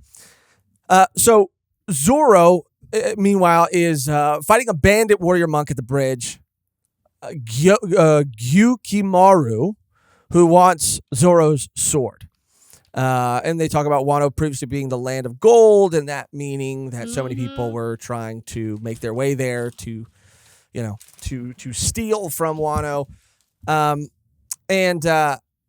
We've seen so many people come after this Kitetsu blade before. So many people, everybody, it belongs to Wano. It's Ryuma's blade, and the significance of Ryuma and his importance, like, as a figure in Wano is super significant and means so much to all these people. So here we have another person trying to take this away, but this character also comes back again and something is revealed about them as well. This is when the crazy man with a scythe shows up because we see Otoku and Komurosaki start, running towards the bridge. Mhm. Komurosaki with a slash on her wrist, and we see this crazy man with a scythe, who was referred to at the very beginning of this act as still running around wreaking havoc, is after them. What is crazy though is that later this man is revealed to be someone, and that is so crazy to me, and I didn't see coming from a million miles away. From a million miles away, I never saw this coming. But we'll get there when we get there. Zoro and him go toe-to-toe, and Zoro and, like we said, Luffy is using his situation as an opportunity to train Zoro in the most Zoro way ever, defeats this man with his own fucking scythe, and it is fucking metal, dude. Yeah, it was awesome. It was so awesome. And in the anime, too, that scene was wild. Bro, they didn't have to put their whole pussy into it, but they did. They did. They put their whole pussy into it. It looks amazing. It looks amazing. It looks amazing. I had to go back and watch that. It was so sick. We also find out now that the enemy knows about the symbol. Komurosaki reveals that she is, in fact, Hiyori. And I didn't. Yeah, I think I saw this coming. You did? Yeah. I think I got it kind of spoiled for me for whatever reason. Yeah, I did a no. Because someone mentioned Hiyori, and I think I think I was able to. Well, Momonosuke talks about Hiyori and names her. Yeah. In the when he's talking about everything that happened when they're revealing being from the past. Mm-hmm. Hiyori, and I know now why, but is a name from another series, but I didn't remember that at the time, and I was like, we've met a Hiyori. We know a Hiyori already. But I can't remember, like, in One Piece, like, who she is or what she looks like. Oh. So I just typed in Hiyori, and then it came up. But, yeah. Because I thought we already met her, but it was because I was thinking of a Hiyori from a different series. What series? Sawi. And I could be wrong again because... me and names, I'll just put this qualifier. Sanji enablers. Enablers. You got it. My hand's sweaty. Mine's gross and disgusting. Oh, yeah. You don't wash your hands. I'm going to stop high-fiving you. But I could be wrong again because, again, just going between so many series and trying to remember everybody's name, especially when a lot of the times... especially with One Piece, when it's our first read-through, our first reaction, like, trying to, like, store all this new information where it hasn't found a home yet to, like, nestle in the brain. Wasn't there a character, a Vizard from Bleach that's named Hiyori? Or am I wrong? Am I wrong about that? I think you're right. I think that's the small one with the blonde hair. That's what I think, too, and I'm feeling a little self-conscious about it, but that's what so when I heard that name, I was like, oh, yeah, we've met a Hiyori in One Piece. But I was like, why can't I remember her? And then I looked it up, and we hadn't met her yet, and I was wrong. Hiyori, yeah, exactly. Yeah. Hiyori, Okay. yeah, that's Hiyori from Bleach. Okay, good. Whew, dodged a bullet. So this is, again, we find out the enemy knows about the symbol. She reveals that she's Hiyori, and that was a moment I think we both kind of, it was still a really cool moment, but it was a moment that I think in different ways we both kind of saw coming. Yeah, and I knew we were gonna get her revealed at some point. I think for sure for me, I knew the reveal wasn't gonna be as crazy as like her meeting Momonosuke again. Right. That's what I'm really looking forward to. Right. That's a moment that I can really see myself like, oh my god, like how much she's gone through, how much he's gone through. Them both, being pretty much like orphans. Yeah, kind of. Yeah. And seeing like, how crazy it is. I'm always a sucker for that too in time travel stories in general, like seeing someone look the same where you have changed. Yeah. Like vampires meeting, their friends from a long time ago. They're like, 75 and they still look the same. And just like, being in that moment of seeing someone that you have memories of stay the same, like this is not the case. And the pictures we have, but it's unsettling because it's unnatural. It's like unnatural. We're talking about with the laughter. Yeah, but I really, I see myself liking that moment a lot. We cut to the clan, the other Kozuki clan followers that have been imprisoned because again the symbol has been revealed. Then we cut back to Luffy in Udon at the prison using his observation haki. He is in this like sumo inferno where he's basically, told that at the moment they step out of this ring, that's when these callers are going to go off and slice their heads off. They take the cuffs off though to make it more of a fair fight. Right when he did that, I was like, done. It's over. You're done. You idiot. You're an idiot. Well, there are other things that they couldn't have foreseen happening. Queen, you fucked up. Like and he's kind of not taking this shit seriously at all. But if one thing wouldn't have happened, then it would have been like Luffy still would have been kind of fucked. Like if Big Mom didn't show up. No, I guess that was great for him. Yeah. And I think Queen just thinks he's in control. He thinks he's in control of the situation. Like again, underestimating. Yes, for sure.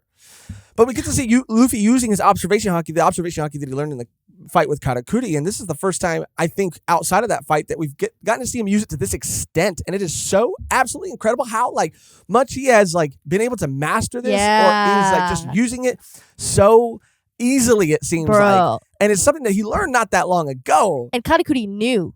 Yeah. If I keep fighting him, if I keep showing him, he's going to pick it up. He's going to learn. He's going to be, Rayleigh said it best. Once you fight a strong person, you'll be able to hone those abilities yourself. Yeah. So he knew, I'm almost fucking myself over for allowing myself to fight this man as much as I have, because I know the next time I'm going to have to fight him, I might be fucked. Yeah. And sure. I loved that. And I did seeing him use this hockey, and he's like duck, and that was so sick to use it with him in tandem again to help them in their fight. And Prison looks good on Luffy. He got a little more jacked, dude. Yeah, I noticed that. I was like, a couple curls in the cell. Okay, Luffy, I never moving them blocks. Okay. It took me by surprise. Yeah, and I don't like Luffy like that because I just don't see him like that at all. But I was like, prison yard. Says the person who was talking about his freaking Gatling gun. Yeah. I don't see him like that. Right. I mean.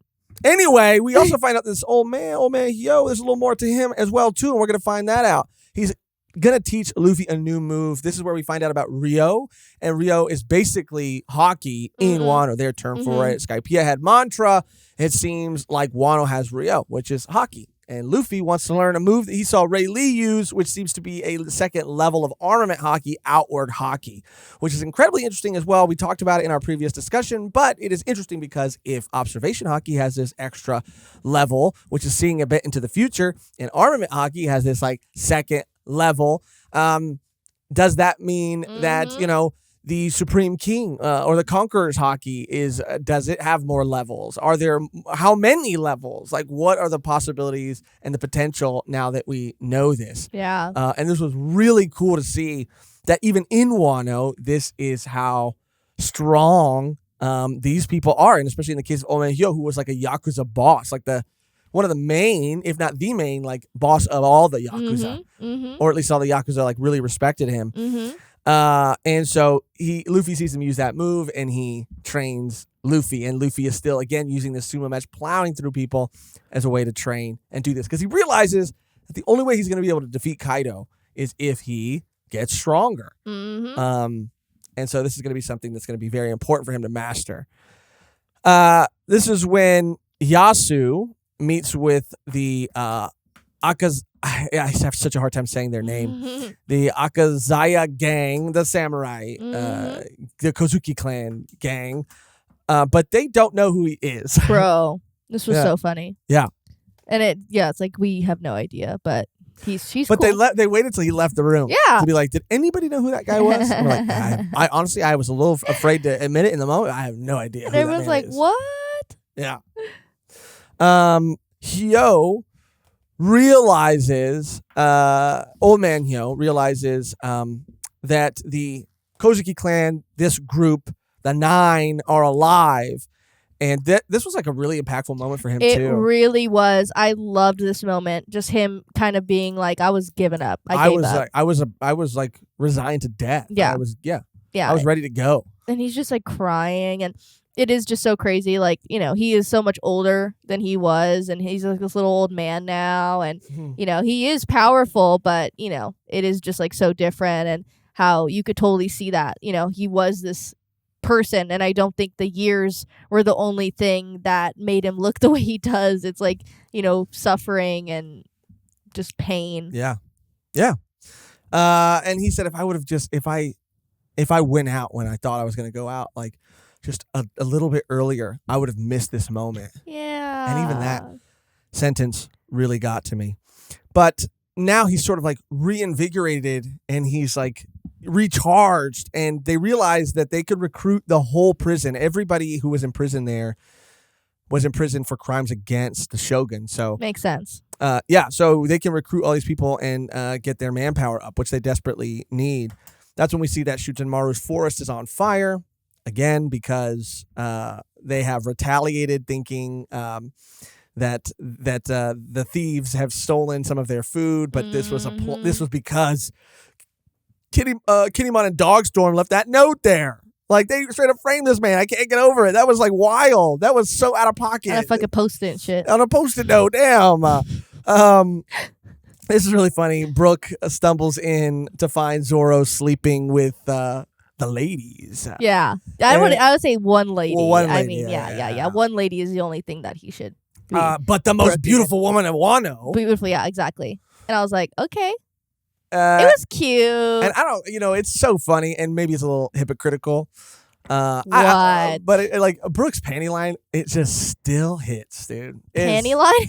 It is like, yeah. That's funny. Oh, yeah. It works. Like, even when he's like, well, since, you guys are like chilling with Zoro, like, might I trouble you? And he like, it never, like, I don't know why it just never gets old to me. It makes me laugh every time. And I don't know what that's just about me, but yeah. Oh, God. Not that I love Have Brooke. you been integrating it into your real life? Not yet. Not yet. You're waiting for the right moment. Right. Right. To really bring it out. Just like Brooke. Brooke doesn't say it, he saves it for like just the right time. Just the right moment, just the right time, just the right person. Right. Exactly. But we then see that Yasu has been captured, and we're also like learning about him in the meantime too. We're learning that what he kind of does for his village, Ebisu. Oh yeah, he's like they refer to him as the saint, like their saint. Like, he does everything. He does use the money that he gets. We find out that Toko. Like, this is his dad. This is her dad. Yeah, this is her dad. We find that out, and the money that he gets, but because he had to sell her, sell her off, which is like so real. I mean, they used to do that back in the day. If you're like a woman, then like, if they offer us enough money, like, you're getting married, you're going to the castle to work, okay? Yeah. But yeah, he sold her to work in the flower capital. What is it? The flower? Yeah, capital. Yeah, capital, and then so he uses that money that he gets. She sends it. She sends it back. She sends it back. He's a good Samaritan. He goes around the town and he helps everybody. And he's personally invested in everybody's life. Yeah. And he's asking and checking up on them, like, oh, how's this going? How's like, it's not just money. It is that, but he's also a nice guy. He's present, and he is just invested in his people. And I mean, aside from the reveal of who he is, just that alone is like, man, this guy's such a kind person. But yeah, we do find out that it's Otoko's dad as well, and then we find out that he has been captured, and we cut to the funeral that's supposed to be for Hiyori, and we see that he is revealed to be Lord Yasue, the daimyo of Hakumai. Yasu, aka Yasu the Hedgehog. I like that. Yeah, I love that. And that's when the Ebisu people arrive there, and again, just their laughter and everything is haunting. Yasu then crucified, mind you, during a public execution. He admits to lying about, because they also say that they got the Robin Hood character. They captured him. Because he has also admitted to being that, or claimed to be the witching hour boy. Yes, this person as well. But he admits to lying about that. And also says that he fabricated this whole image. Like he is trying, and this single act alone, and he was talking about it when he was meeting with the time travelers, the time traveling samurai. He had mentioned that. He's like, wouldn't it be kind of nice if, there was just a way to like, say this was all like a misunderstanding, a lie, a hoax, They were like, yeah, that would be great, but I just There's don't know. no way. Like, yeah, sure, that impossible thing would be sick, dude. There's a lot of other things that would be sick. It'd be sick if Kaido just like decided to leave Wano tomorrow, too. Like, yeah, not that would be easy. sick, bro. That would be fucking sick, bro. Like all in his fucking face. Yeah, do you have any other suggestions? Okay, then no, okay, bye. I don't even know who you are. Bye. Yeah. Just kidding. I wouldn't do my boy Yasu like that. No, it was hell just no. like, This it was a guy's the hypothetical goat. situation where they didn't understand what he was saying and wanted to convey. Continue. But yeah, dude, he he really single-handedly like saves this entire 20-year operation. Literally, yeah. And not only that, but he humiliates Orochi in front of his people in the process. And the line that he delivers, a man of such small caliber shall never in his life truly devour Oda, knowing the exact words to pierce Orochi's soul, to cut deep, the right button to push. And again, to just those words to echo in the minds of everybody in Wano. Like, Yasu was the highlight character of this act, and has done so much and so important to the operation going forward. Like, Bon Clay's sacrifice was similar, and Pedro's sacrifice similar. And Yasu's sacrifice is extremely important. And you really feel that in this moment. Yeah, and it is interesting because, we did think, like, I thought immediately, like, oh, this is the witching hour boy. That makes sense because he is stealing and giving back to the poor. But we found out that's not him, so who is? Right. That's still, like, a thing that we haven't confirmed yet. I think it's one of the other 9 that we haven't seen, or, maybe someone else got sent 20 years into the future. We don't know. I mean, we don't know. Maybe there was someone else in that mansion, castle. I don't know. But yeah, this is when, again, dude, this was fucking, we've seen deaths, and I'll say Pound's death in Whole Cake too. Like, something about these dads, man. It was so silent too. Yeah. It was so like silent and like just so quick. It was so sad. But, we've seen a lot of deaths and a lot of things, have impacted me.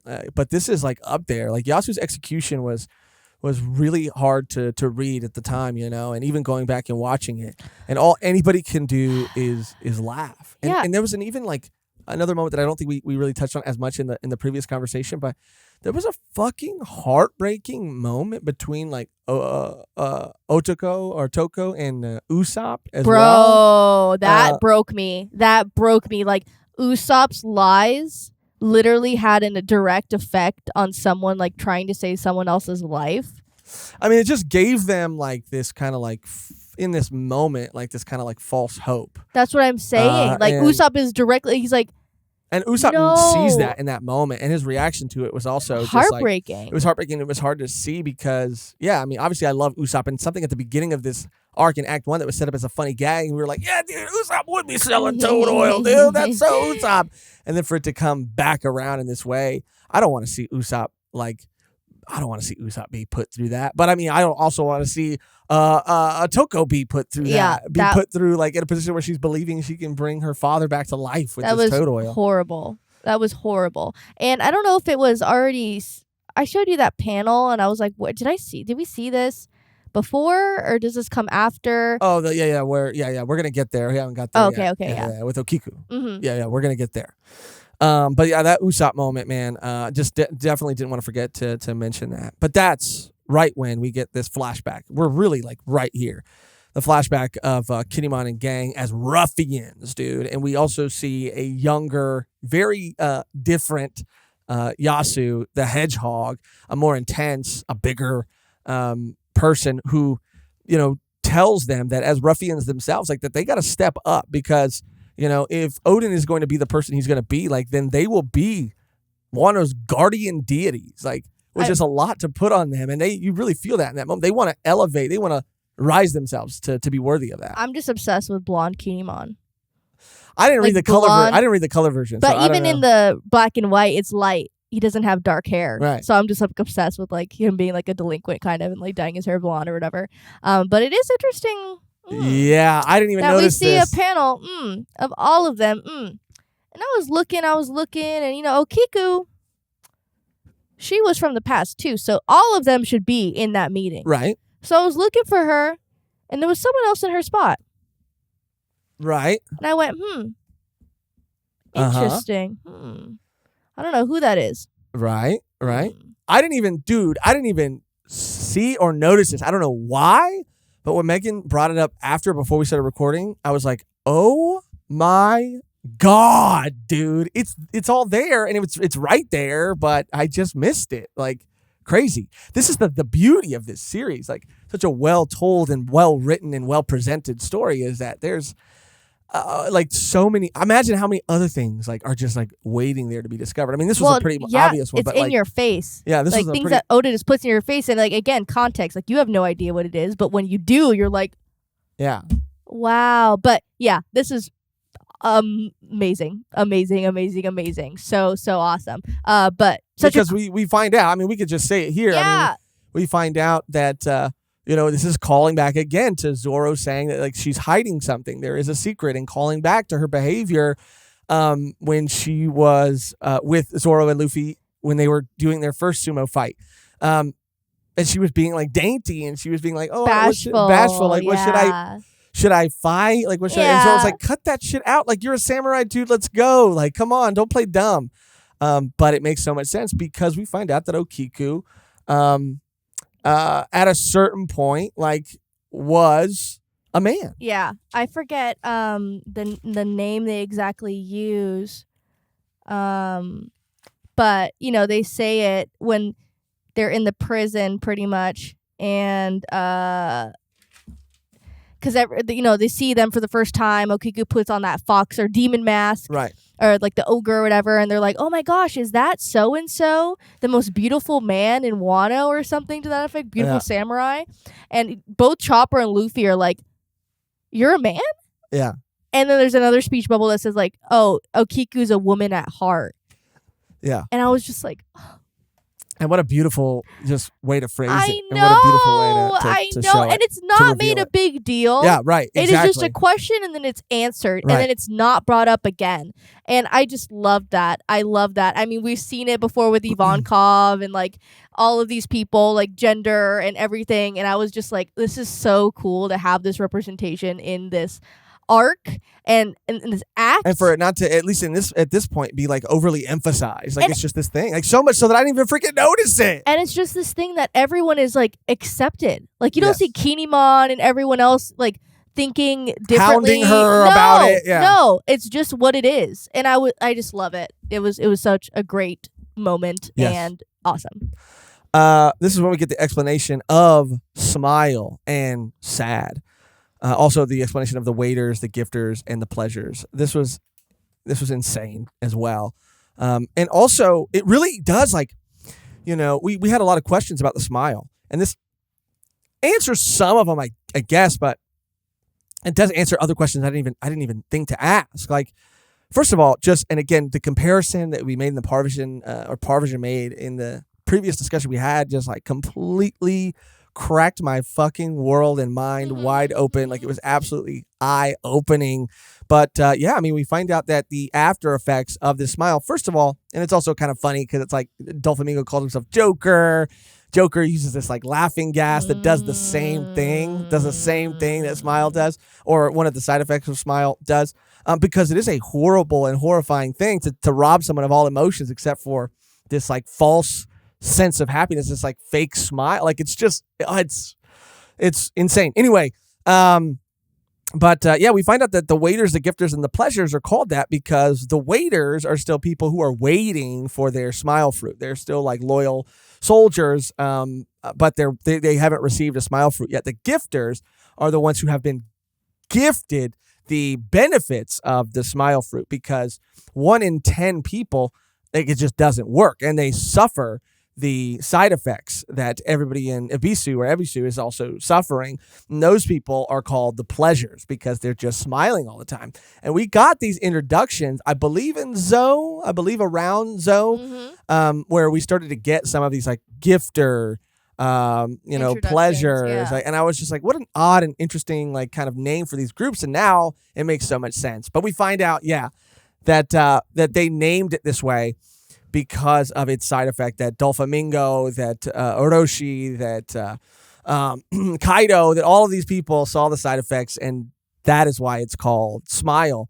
And that Orochi, being the fucking asshole and horrible human being that he is, always had this like sort of hatred for Ebisu because it was right outside of the capital and still felt like it represented, a Wano from before, I guess. So he took it out on them, and we talked about this in the Parvision discussion too. But like he gave this village that was dealing with like poverty. He gave them this like food that was like tainted, and they had no choice. Like when it's being explained, they say that like, yeah, anybody would have known after they ate like the first and second one that this is what was going to happen to them, but they didn't have a choice. Like it was either that or starve. And just the parallels within our own world is absolutely insane. The parallels within our own world, because literally it's like literally proven that in more impoverished areas, like poverty-stricken areas, in big cities or anywhere else, that there is more access to junk food than anywhere else. And yeah, there's a 7-Eleven or a liquor store. Liquor stores everywhere on every corner. Yeah. Inciting people to buy cheap liquor, or cheap snacks, because it's the only thing they can afford, so that they stay in this area so that they can take people. And what the government, has even admitted to doing at this point, I feel like, because it's just American, like a fact, American government. We're speaking on American. Yeah, with pumping drugs and things into these cities. Into these cities, and to get these people addicted to these drugs. And so that they can, it's so fucked, man. Yeah. It's so fucked. And to see that is really what like Smile and Sad and everything is like representing, at least to me, it seems like that's the only thing it can be, is like, holy fucking shit, man. This series, One Piece, is more important. I can't shake the feeling that I had when I came off Fishman Island about, damn, this shit is so important. Like, people need to fucking read this shit. People need to look past everything that they might think is like silly or goofy about it and read this shit, because it's speaking so true to the things that we need to hear, the things that we need to be reminded of, the things that we need to see. And maybe it helps seeing it, through a different lens and from a different perspective, because this is what it is. Like, this is what, like, all this shit, this fucked up shit that we can say is happening in the world of One Piece is happening in our very own fucking backyard. And that is why this series is so important. And it continues to touch and hit on these notes of importance, like, constantly. And every time I think, like, I don't know what else it can be said. But, it always has something significant and important to say, and something that we need to remember. Like, this isn't just a story. This isn't a game. This isn't a game, dude. This is like so much more. This series is so much more, means and is saying so much more. And it is, it's so funny, like, to see these parallels. Like, I think you said, like, people say that Big Mom represents, like, Mother Russia. So, like, Wano represents, like, like American government with Kaido and stuff. And, like, we feel this way, but it is like so universal, these like atrocities put on humanity. I just think it's just, anyone can interpret it how they want based off of their own government or own situation. And that's what I think Oda like wanted to do and wanted to incite. Yeah. Which I think is like so sick. Yeah. Yeah. All right, we're gonna keep powering through. This is we get some. There was the Otoko moment, which we talked about. And during that, Sanji and Zoro, they're about to reunite, and I can't remember exactly who it was, but someone is looking at people making lanterns, either at this time or like shortly after this time. Yes. And they're saying like, oh man, like that's such an unfortunate thing for them to have to still have to prepare for this festival. Despite this like funeral and this like execution and all this stuff, and someone said no, they're looking forward to the fire festival. Like they're doing it because they want to, because it is like something to the effect of like honoring the dead, or like kind of felt like that in a way. Like we're but But something about the way that this part was like talked about, they were talking about like, and we've heard the name term ghost. Like, yeah, it was because Kinemon and them came from the past, but I don't know. It just makes me think and feel like somehow, like, let's think of it like Dios de los Muertos, right? Let's think of it like that. And let's even like take it a step further, and let's even kind of maybe think of it like, if you really don't know what else to compare it to, let's try to simplify it and compare it to something like, and you're gonna come at me for this. Oh God. But Coco, right? Where during this festival, the spirits cross over to visit the families of the walls between these realms sort of start to become like thinned. If you think about it, the ghosts of the past, present, and future. Oh, yeah. The past, for sure. Who would be the present? Past, present, future, because it would be a ghost of the present. I mean, maybe the people that have given Yasu, up. maybe too. I don't know.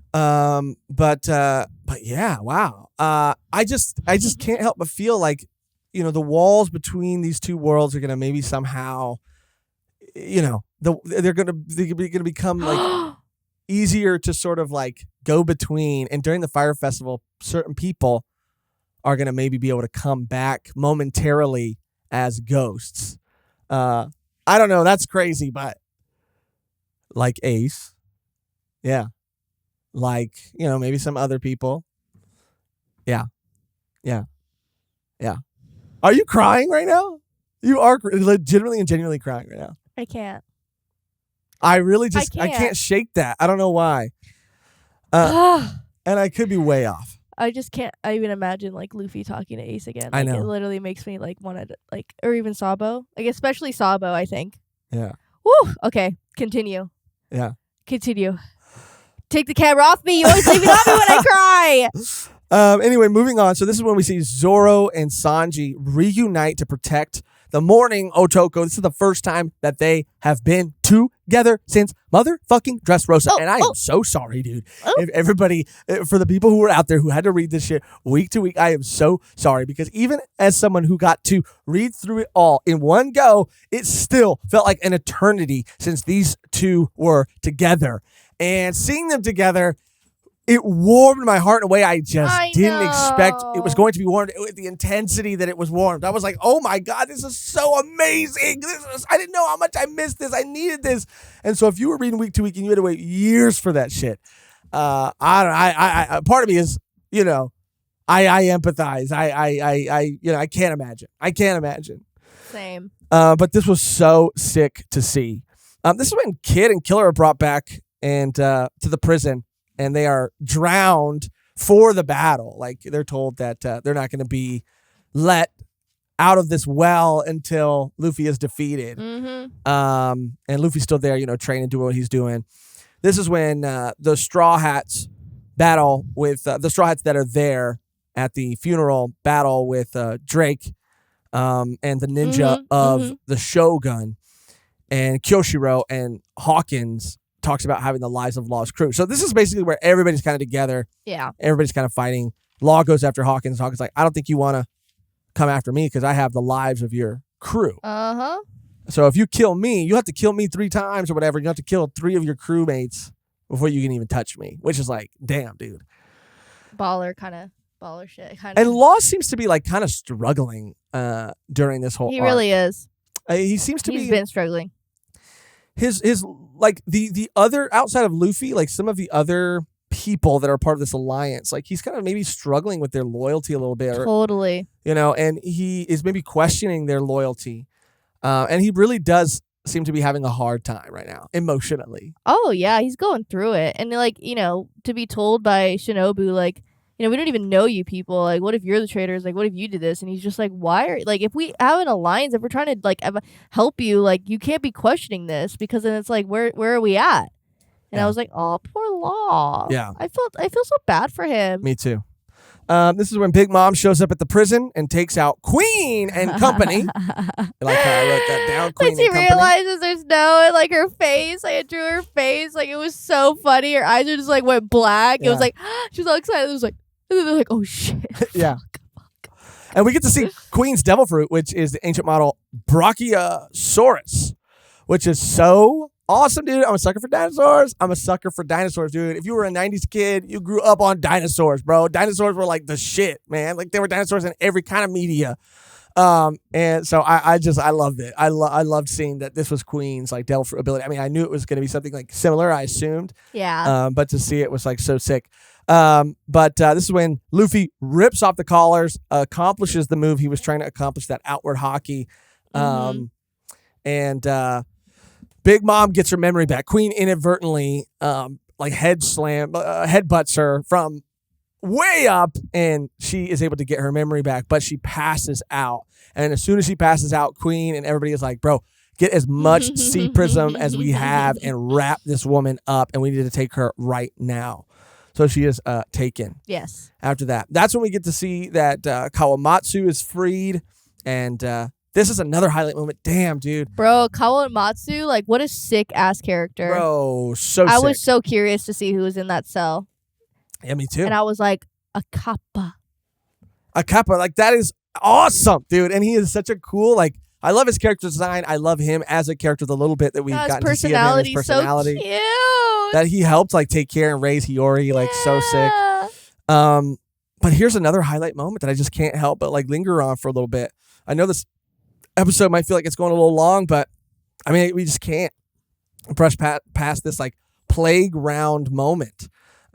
Which is where Luffy is, the prisoners get shot with these like playgrounds. Yeah. And Luffy, to corral them or to inspire them and to convince them to sort of like buck back against the system, like, he is like, I'm not afraid of this. I'm not afraid of play. I'm not afraid of any of this. And he like grabs all of them and starts infecting himself with this like plague, and you can see it starting to, you know, all these blemishes start to Bro, and everyone's like, appear all are over you his skin. insane? And then he goes after Plague, or, you know, he sees something and he goes, sickest line fucking ever. I just saw a pretty bad future right now, ... Bro. And then hits the shit out of him. Like, are you kidding me? It was the elephant, man, and he ties his snout together and it explodes on him, and he's just like all like passed out. He's like, I just saw a pretty crazy future. Like, what? Excuse me? And he said it in the most like cool, calm, collected, exhausted way. Yeah. I was like, shook, dude. Also, Bro. too, his other line when he's trying to, you know, again, inspire everyone, he tells everybody, like, open your eyes, you're all slaves. Mm-hmm. I came here to fight Kaido, and I came here to win. Mm-hmm. And just that combined with him like taking on this plague himself, Luffy is he is just fucking go. He's a goat. He's a captain's captain. This is, again, we are reminded and constantly reminded of just like who he is as a person, and we all, I think, could not help but follow Luffy if in this similar position. Like, he is such a leader, like a leader. Like, that is what he is. Like, a captain can be a bad leader, but he is like a leader. And we see it time and time again, but every time we see it, and that's the thing about it, like, knowing him so well, knowing that, like, where it comes from, like, he's not doing it. He's doing it because that's who he is. Like, he's not doing it to prove anything, to show anybody, to convince anybody. Like, that's who he is. That's his nature. Mm-hmm. This is also what makes him such a good leader. But yeah, this whole like part gave me fucking chills, dude. This whole part gave me chills.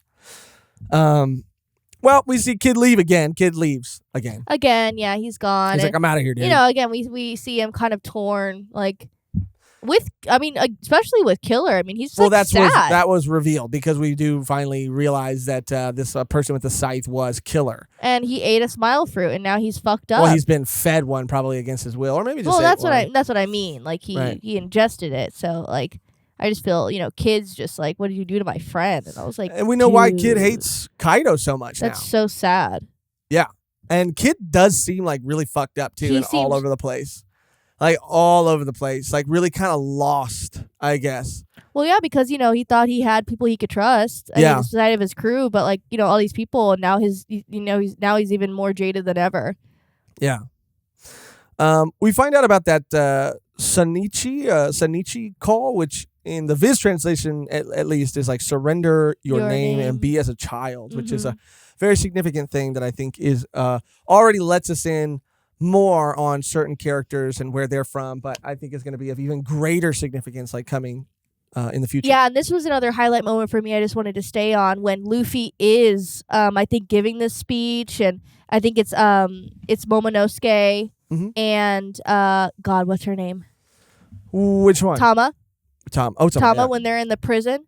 And, they're trying to convince them. All the samurai are trying to convince all these people, like, like, why should we trust? Like, why should we do this? And they're like, she's like, you're the one they want to see. And it was literally like gave me chills because, they're looking at literal people from the past. They're looking at visual representations of the past. And then they forgot, like, what the future can hold if they do fight. Yeah, they finally saw a future. They saw a future in Momonosuke because Momonosuke is the future. Yeah. And they all kind of like drop to their knees, like, and bow in his presence. And it's like, bro, whoa, dude, did I just feel that shit right now? Talking to the past, thinking about all the things that have happened in the past and how they could do it. And then they see the like visual representation of like the future and what that holds. And like, dude, like so amazing. Such an awesome moment. Like so awesome. Yeah. Yeah. Wow. I mean, you just took me back to that moment too. Moving on though, so we do see that Dogstorm and Kinemon are apologizing to Ashura for what they did, for framing him basically. And then we see Drake and Hawkins begin to question Law. They have him chained up and they're asking him about the straw hats. We also get to see Kaido and Big Mom clash. They meet, they go at it. Big Mom wakes up, they go at it for a while. But what's interesting here is that she does mention something to King where she says, like, come and join me. This is a crazy way that it's written. Come and join me. There's still 3 races that I don't have in my country. One might have been lost to the mists of time, but you're still alive. And we see that, like, he is completely covered. Like, King is completely covered. So I don't know what race he belongs to and what happened to that race, if he belongs to that race that might have been lost in the mist of time. But even that, again, Oda's writing of the way he fucking writes me on the edge of my fucking seat. Like, damn. Udon, they lie about Udon being under control once they get it under control, because Karubo is still there helping out, and he was able to cut off like one of the main snail transponders that kind of like very helpful. Yeah, that kind of sends messages to all the other ones or connects them all. He's able to take that out, so they're able to lie about. And Otama feeds one of her dumplings to the prison guard, so you don't even have to imitate someone's voice. Like, you could just have him say like, "Yeah, everything's fine," and then he goes like, "Was that okay, master?" And it's just like, you see how like awesome and useful her ability is. So now that they've kind of apologized to Ashura, he shows them these ships, right? And he gives them the mansion plans that he had the whole time. Literally. Yeah. We also get to finally see this Kawamatsu flashback and the daimyo of Shimotsuki Ushimaru and his fox companion. Because Kawamatsu's like, I'll join you guys, I'll help you guys, but there's something else I gotta go do. Something else I gotta like take care of. And they're like, Raizo, and everybody's like, okay, go ahead, do you. Like, by all means, you know. And so he kind of has this flashback of this daimyo and his fox companion. And what that flashback is just kind of like him, you know, again, we learn that, you know, Wano was called known for their gold, and people and pirates and all these people would try to come there and take advantage of their resources and all of this and that. And there were all these samurai, of course, that died, and, you know, their tombstones were their swords, you know, they are their sort of graves, you know. Yeah. And so they were all at this place that was constantly attacked by grave robbers, and this like fox spirit was trying to protect them. And Kawamatsu like basically like ends up telling him at a certain point, like, the war, it's like, it's not over yet. Like, you know, we can't rest yet. Like, their souls, their jobs are not done. Like, we need them still, you know. And he, you know, bonds and forms this relationship with this like fox companion. And that's going to be really interesting too, because we basically find out later that the guy that Zoro has been clashing with is this like fox companion. Yeah. Which again is like leads me, or like makes me has me asking so many questions. And I want to go deeper into that, and maybe we will, maybe towards the end, but we'll see because, yeah, there's still a decent amount of stuff we have to get through. But this is when Hiyori offers Zoro Enma, the only sword to cut Kaido. She offers him an enema? She offers him an enema. Yeah. Coffee enema? She basically makes a deal with him, like, dude, just give back this Kitetsu Ryuma's blade. Just give that one back, and I'll give you like a way sicker. Yeah, he's like, as long as it gets replaced. Like, yeah. This is also called the blade that splits Earth to the bottom of hell. Oh. Momonosuke was also given a blade, Ame no Habakuri, that cuts down the heavens, but he doesn't want to accept it. When he's presented with it, he's like, I'm not ready for this right now. Hold on to it a little bit I'm still longer. using this bamboo sword. I'm still sparring. Just give me some more time. Yeah. We cut back to Hawkins and Law, and it seems like the tables have turned, right? And now Law is questioning Hawkins. Bro, I was like, how did that even fucking happen? Again, stuff is happening off screen, and it's a lot. There's so much, but we don't even get to see how that happened. It's just like, huh? I was like, what? He's on the floor. He's all fucked up. I was like, I'm like, yeah, did I miss something? Yeah, that was sick. But Hawkins tells him that he was betrayed by Apu. He was betrayed by, everybody. That Apu already had an allegiance and an alliance. Exactly. With that him. one was crazy. That's what was really crazy to me. Like, Apu already had this, done deal with them. And then, and maybe he did say Drake too. Hawkins was, calculating his percentages. And he was like 0%. Yeah. 0%. Like, I had no other choice. And I was like, yeah. fuck. Yeah, and that's what Hawkins would do. Yeah, that's what he would do.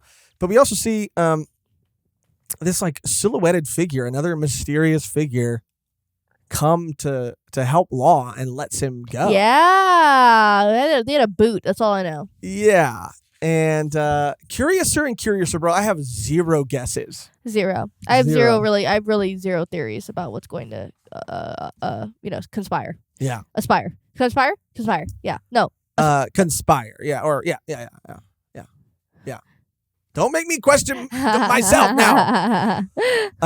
Luffy is still training, right? At the prison, but everybody they've kind of it's under their control now. But he's still training, trying to recreate what he did with the collars. Frankie is helping with the ships, and there's a new symbol. We did see that Yasu was able to kind of alter it slightly. Mm-hmm. We also see that Apu arrives, and he arrives with these things called the numbers, which are these like beastly, giant, like shadowy figures. Again, I have zero guesses as to what these things are. Yeah, they look like monsters. Sea Kings, fucking another race that we just haven't been introduced to yet. A form of like maybe giants who have 8 smile. I just have no guess. Yeah, like I'm not confident in any of those things. I have zero guesses. Yeah. Anyway. Yeah. I mean, what the fuck could they possibly be? I just don't know. Yeah, maybe they were just shadowed, and like we'll see what they actually look like. Obviously. I think we will for sure, and they could just be. Fuck man, we've seen big shadow things before. Well, there was one that was in the ocean. Well, there was one in the ocean that ended up being the way that someone's shadow in Skypiea was being cast down. Oh yeah, that's what it was, huh? Yeah, forgot about that. But yeah, I don't know. I mean, anyway, things like Emu, it's like right. Well, things like and I forget his name, but Wadamatsuri, I think is his name. Wadamatsuri?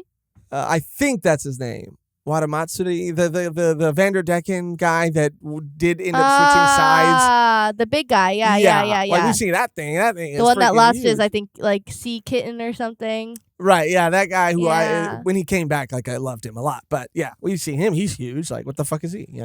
What the fuck is he? What the fuck is that guy? What the fuck is that guy? So yeah, this is when some other crazy shit happens. Kaido and Big Mom form an alliance. Of course. And I was saying this. Yeah. Dude. I mean, there's no other way. They know. Like, I mean, they don't know. Like, but Big Mom wants to defeat Luffy. Kaido wants to not have any problems. So it's like a kind of a win-win. To a certain extent. I mean, Kaido probably would love to have Luffy on his team, but Yeah, of course. I mean, at the end of the day, they are, as much as they like bicker and want to be mean to each other, like they do have a history. So Yeah, and I didn't want to really like brush past the Kawamatsu stuff, but the way that it might have felt like I did, but just to reiterate again, like now with Ashura they have ships, and now with Kawamatsu they have blades, they have weapons, and now with the prison they have numbers. And it was interesting because he did mention like who organized these blades, because like this was done by human. This was done by someone who knew what they were doing. Like who did this? So I am curious to see who that person is too. Right.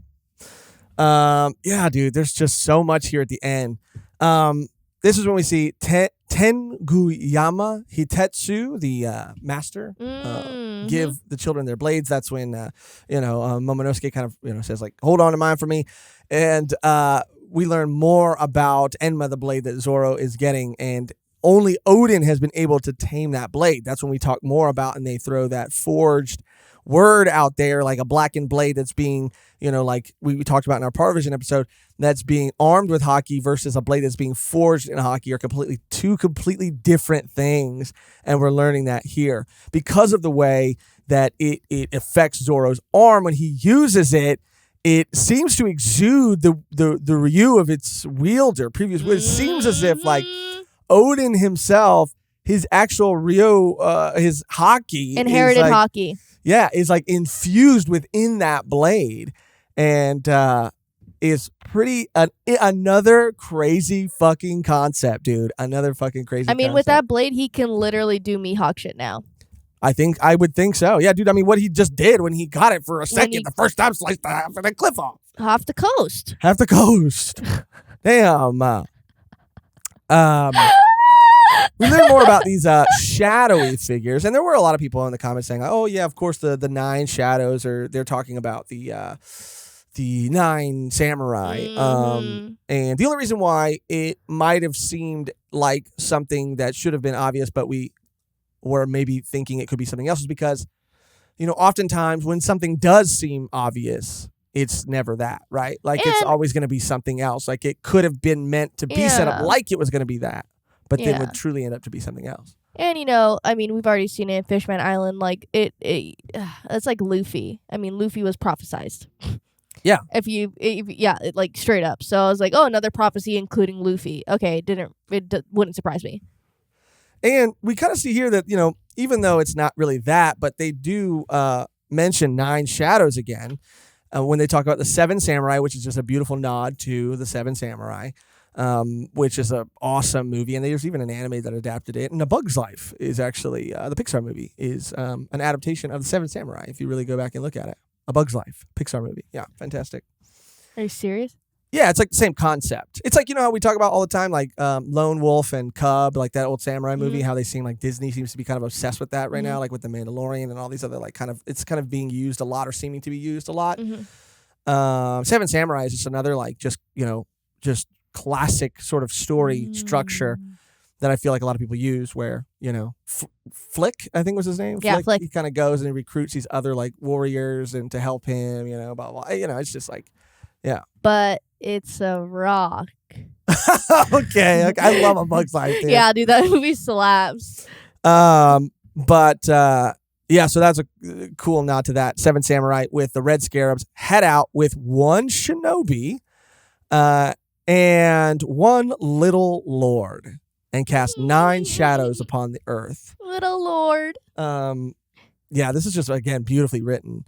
Zoro's blades, we find out, were both the Kitetsu blade and the Enma blade that he has now, were both crafted by Shimotsuki Kozaburo, who broke the laws of Wano 50 years ago by leaving. Which, again... He's coming back. Ties into... Yeah. He's coming back, or he came back and he's in hiding or something. Yeah, which again, 50 years. Yeah, 50 years. But again, I just think it holds some significance to that call. That call. That Momonosuke like learned from Zoro. Oh yeah. maybe that's Kiku's like, that's not for you. Yeah, Don't yeah, say yeah, that yeah. shit. I was like, damn. And maybe that's obvious, and maybe it's like obviously not the case. But because again, there was so much going on, and so many people and characters and names. That Oda was trying trying to make you forget about that shit though, because he basically said like Zoro's like, oh, my master told me to say it. Like I don't say it. Yeah, and what if that was like, what? And then that was it. And then it's definitely gonna be a thing. What if that was Zoro's master? I mean, that's maybe far fetched. That's a little stretch. Because he's not that old. That's a little Luffy stretch. No, but people can be old. Yeah, I know, but he's Look not at that old. He's not that Kuriha. old. She's old. She's a human Yeah, but being. she looks old. She looks old. I mean, she doesn't look a day past 70. So she looks pretty young for her age, okay? Don't ever fucking disrespect Kuriha again. Thank you. Looks great, dude. She looks great. Like, great. Yeah. Like, she bad. She bad. But I don't know. I just think it holds some sort of significance, and I'm kind of all over the place too because again, it was kind of hard to keep track of everything. But I think that's very, very important. Oda is very purposeful. So, anyway, just wanted to mention that. And we do know that Enma is a white blade, not yet forged into a black blade, which I cannot wait for Zoro to forge a black blade himself. Yeah. Like, this is gonna be crazy. Luffy has seemed to kind of master his new move, or seems to kind of understand it better. We know it doesn't take him long to do that, but he seems to have like a better grasp on it. And the day of the Fire Festival is here at last, and a battle that will affect the fate of the very world is about to begin. We end Act 2 with Orochi also knowing the new location of the plan, which kind of fucks everything again, and hopefully doesn't make Yasu sacrifice for nothing, because I think it serves such a greater purpose in like Orochi's humiliation as well, because we see how the guards were kind of reacting to that. But the festival is finally here, and the battle that will affect the fate of the very world is about to begin, and that's where Act 2 of Wano ends. Wow. Yeah, dude. There was so much to go through. That's why we had to do this beat by beat and go through it again, like for everybody watching and listening, but for us too. Yeah. There's just so much here. And it definitely was a different read than Act 1, but once you really start to unpack it, and especially if you, again, like, it's not to call anybody out or anything. I mean, if you were reading it week to week, like, that's just that's just the only thing you were able to do. And maybe you didn't have time to go back and reread it or whatever. Like, your opinions are your opinions, and that's fine. But I really do think, like, if it did read weird to you and you do have the time and you are curious, like, it would be interesting to go back and read it, because I think that once you do that, you're able to better, like, see the bigger picture and just see kind of like more of the moving parts, I guess, that are sort of just their heads are popping up, that are arising. And it was a lot. It was a lot. But I really did love Act 2 so much, dude. So much. And the frustration with feeling like what was happening outside of the borders and stuff like that is very real, and I think also very purposeful. But there was a little bit of frustration also with just not being able to see Kid leave once, then leave again, and then that thing with Law that we talked about, like not being able to see that, like so many things that we just don't get to see. And I get that there's a lot to cover. I can't help but believe that in some way that is also purposeful as well. But again, there was just so much to get to. The highlight moments, of course, being like the Yasu moment. And the Zoro Sanji moment was really up there too. But also like learning more about the smile fruits and Orochi and what he did to those people, and that connection and that parallel with like our world. Absolutely incredible. Like, this arc has this act has so many good things about it. It just feels like a very dense like arc. Yeah. But I absolutely loved it, Megan. What about you? I mean, yeah, it's just definitely like a great setup to Act 3 and what's going to happen. I really can't even predict half the things that are going to happen. It's going to be like completely and utterly like one of the craziest arcs I think we've read of One Piece so far. Like, that's what it feels like for me. I feel like even without the hype of people, talking about Wano, I just feel like if I was reading this, I am reading this, just thinking like, this is the biggest fight we've seen outside of Marineford. With two emperors that are insane, and they have even more men and even more advantages in this world. Like, I just have no idea what's going to happen. It just feels like everything's gearing up and everything is going to I don't know. Come to a head. Yeah, exactly. But it was again a lot, but it had to be a lot because if it wasn't, it would have been, so much longer. And I did like how things were happening, and it felt, you felt the urgency, I guess. And I saw a comment about people kind of having an issue with how laxed the Straw Hats seemed to be with Luffy's situation and being in prison. But he's shown himself to exactly, to be very capable of getting out of those situations on his own. And that's how I feel about it. Like, it just shows their trust in their captain, because he is just very capable and they know he's going to be fine. So I disagree with that. I just wanted to say that. I agree with you. Trust in their captain, for sure. Yeah, I mean, that brings us to the end of our Wano Act 2 discussion. I do think exactly, I just want to punctuate and reiterate. I want to punctuate and reiterate everything you said too about it being the setup. Like what it feels like we are about to be going into in the third act is like the end game. It's like some end game shit, like the craziest shit that we have ever read in One Piece, like up until this point. Like it really feels like shit is about to go crazy. This was all set up, masterful setup. I get that it was probably frustrating for a lot of people, but I really enjoyed what these payoffs are going to be potentially in Act 3, and it's about to be real. It's been real, but it's about to get even more freaking real. And I cannot wait.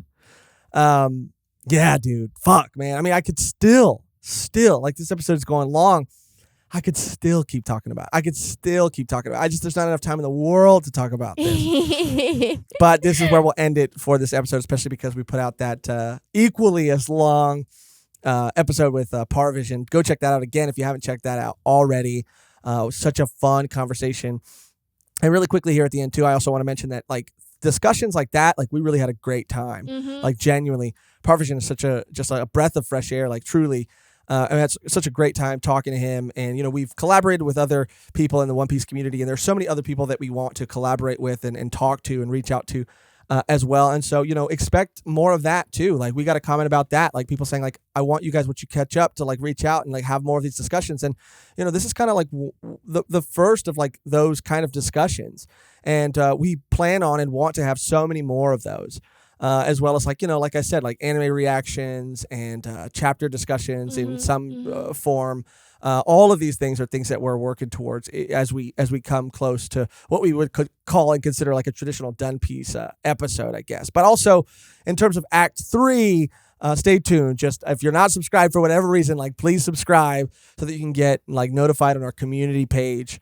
And that's why, like, especially now, hitting the bell is super important because you'll get notified when we post things. And so we'll be posting on our community tab and on our social medias that you can follow us on, like at Volume 1 Pod on pretty much everything, Twitter, Instagram, all that good stuff, where we'll be posting like how we're going to decide to like cover it, because it is becoming more and more clear, and we're starting to understand that, this arc is probably going to, or act is probably going to be, it's probably going to be better if we split it into 3 parts. I mean, we'd love to split it into 4, honestly, but I think 3 is where we're going to have to kind of land with it. But so we'll update you on all that, the specifics of that, the details of that in the coming weeks. But that brings us to the end of our discussion on Act 2 of Wano. Yay! We're almost done, but we're not quite done yet. Before we go, we have to shout out, we have to thank, truly from the bottom of our freaking hearts, our wonderful, our beautiful, our amazing Patreon and YouTube members. Thank each and every one of you guys from the bottom of our hearts for your support. Your support means the freaking world to us. And in addition to those Patreon and YouTube members, they get a little shout out right here during this segment too. Everybody who has donated again through our Amazon wish list. I was a madman and just kind of added some stuff to that wish list like super late for this Hawkins cosplay that you're seeing today. I added it super last minute and posted about it. And again, we're going to do a proper thank you during probably our One Piece celebration stream. That's going to be an extravaganza where we like take time to by name thank all of these people. But I threw it up there, and you guys answered the call, and you guys provided like this amazing cosplay. One of my favorite cosplays that we've done, and we've done so many, but that was possible because of you guys. So again, we might throw a few other things on there, like as we come to the end, especially with the addition of possibly like another episode. So always keep an eye out on that. There'll be a link for that too in the description below. But just thank you so much. And back to our Patreon and YouTube members, like, dude, guys, truly and honestly, like, we can't do this shit without you. Like, we can't. Yeah. Like, we can't. And there's so many times where, Thank like, you so much. you know, we are so grateful to be in the position that we are, you know, and the time that you guys give us, which is something I always talk about and something I always mention. But like, financial freedom is like not just from like having to, you know, earn that money somewhere else, and the freedom to read and the freedom to record and the freedom to edit, but like, you know, as we grow, and as you know, we gain even more support. Like, what it really kind of, I'm starting to realize too, is it really allows us to, like, you know, there will be times in the future, and I don't know why I'm going on this tangent right now. Just humor me, maybe follow me. But there will inevitably and eventually be times where we do have, like, you know, as of this point, how people know the podcast, the video and the audio, like, we don't really have sponsors and stuff like that yet. I mean, there are things that, you know, we have in the works, and there will probably come a time when we do, you know, have sponsored segments and sponsors and stuff like that. But really what, like, is so important to me is that, like, we every day, like, get closer and closer and closer to, like, not really, like, needing that. Like, we, like, just having this connection to, like, our community and, like, the support from our community, so that we can just, like, give you these things, like, uninterrupted, you know, and not have to even think about that stuff. And again, like, there will inevitably, like, come a time where, you know, we'll, you know, take one because it's something we care about or something we believe in or something that we actually, like, want to share with everybody. But it allows us to be more, like, it allows us to be, I guess, like, more careful about what we pick, or, like, be, you know, just, like, have more control over what we decide to talk about and promote, I guess, on our channel, because we have that support from you guys. Like, you guys keep this show, like, like, pure, I guess. I don't know. I don't know. And follow me. I don't know. I went off on a tangent on this thank you segment, but yeah, like, you guys give us that, and, you know, we again, like, we wouldn't be able to do what we do without, like, this show is what it is. I say it all the time, but it really is because of your support. Like, I mean, you guys touch us and move us, and, like, we are so eternally grateful. And there's going to be so much more One Piece content, like, in the future, like, after all this. And I don't know. As we get closer to the end, I'm just, like, so grateful and feeling so sentimental for everybody that we've, like, come across and met along the way, and, like, everybody who's joined up since. And yeah, I love you guys. We love you guys. Every single one of you guys. Every single one of you guys. We love you, and thank you from the bottom of our Volume hearts. 1 community is the best community. Sorry. Yeah, sorry. Sorry to all the little communities. Volume 1 community is truly, like, a family, dude. It's the best. Like, you can't. There's no argument here. Like, it's just factual. Yeah. Yeah. It's just straight facts. It's facts. It's facts. It's definitive. But, you know, with all that said, if you're not a Patreon member or a YouTube member and you would like to become one, all you got to do to become a Patreon member is go to patreon.com/volume1pod. And to become a YouTube member, all you got to do is click join somewhere on this video. What that does is gives you early access to all of our content, as well as access to our exclusive bonus Patreon podcast, Volume 1 Extra, that you'll only get and you'll only see as a Patreon or YouTube member. And you get all of those things at our lowest tier on both places. Again, patreon.com/volume1pod to become a Patreon member. And to become a YouTube member, all you got to do is click join on this video somewhere next to the subscribe button. But if you're at a point or a place in your life where you're just, you know, not in a place in your life where you can, you know, support financially, that is totally fine. Like, please never feel bad about that. Even if you become a Patreon member and have to, like, you know, cancel. I mean, it doesn't, like, your support in any capacity, like, matters so much. And there there are so many other ways outside of Patreon that you can show that support for absolutely free, that mean just as much and help just as much, that Mehgan will tell you all about right now. Yes. Again, a standard. If you have no more berries to spare, No worries. All you have to do is comment, like, or even subscribe if you haven't subscribed yet to our channel. Any videos, you could comment anything you'd like, and it could be a comment, it could be an emoji, it could be literally a period. I see a lot of those nowadays. I see a lot of those periods nowadays in the comments, and I'm like, okay, I see you. Or algorithm gang and become a gang affiliate with Volume 1 community. Win. And that does help us out so much. It definitely helps us out. It acts as a free tip to us at our channel, and we, love seeing your guys' takes and, the comments. And like Josh was saying, like, all of the comments and all of these comments saying, I've been here on the ship with you guys since Drum Island, or I've been on the ship with you guys for, whatever arc you guys picked up on. And it is so nice to see familiar usernames and commenters, and it does feel just like the community is amazing, and we're because of you guys we have so much fun making these videos and like doing what we do. So if you do comment on every other video just because you want to, just know that you are helping us out in way more ways than you can imagine, because it definitely helps us so much. Yeah. All that, liking, subscribing, commenting, sharing. If you're listening on audio, leaving us a review there. View duration, if you're here all the way at the very end, like that stuff really helps. And something we don't always plug, but I want to plug, the closer we get towards the end of this like journey. And again, fear not, there will be more One Piece content after this. You bet there will be. Fear not. Fear not.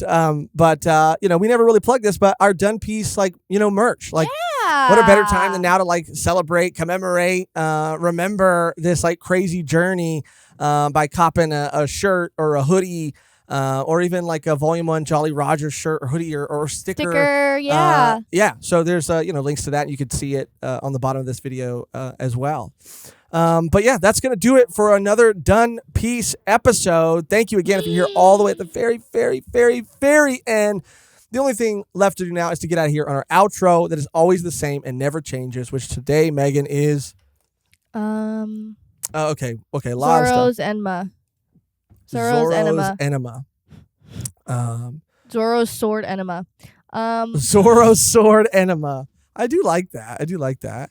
Because it's kind of a play, it's like the sword is Enma, but it's like, imagine if Zoro had a sword enema, which like is implying that like the sword would go up a place it shouldn't. Or should, depending on like which side it is. If it's like the back end, then the back end in the back end, that's fine. That's what enema is. No, yeah, that's what enema is. But I'm saying if you twist it the way you want, yeah. Yeah, if you use the other side of the sword, that's like not good. Oh, that's what I meant. The other side of the sword. Yeah. Oh, you're a masochist. That's a good one. But we're seeing like, thank you for watching. Thank you for listening. Until next time, like Zoro's enema. I mean, I guess Zoro's sword enema. No, Zoro. I mean, don't get a sword enema. Don't get a sword enema. Like, get. And just to be clear, we'll say don't get a sword enema, but we will say like, get a sword enma, right? But we don't have to say that part. We could just say don't get a sword. So that's enema. an option. Oh, I like it. Oh, you want to do it? I like it. Don't get a sword enema. Get a sword enema. Okay. I like it. Yeah. You can just put both together. Why not? Why not? I don't know why you're like, let's not say it, they'll know. It's like, what? Fuck you. Just get it. First you call me fucking old. You call me old all the time. Okay, but... And you just did it again. As always, thank you for watching. Thank you for listening. And until next time, don't get a sword enema. Oh. Yeah, let's do it again. Thank you for watching. Thank you for listening. Don't get a sword enema. Get a sword enema. You want to do that at the end of every episode. You got to throw in your mama. It's Brandy. I was talking about Brandy. Brandy! But I don't know when we'll get together then. Y'all sub.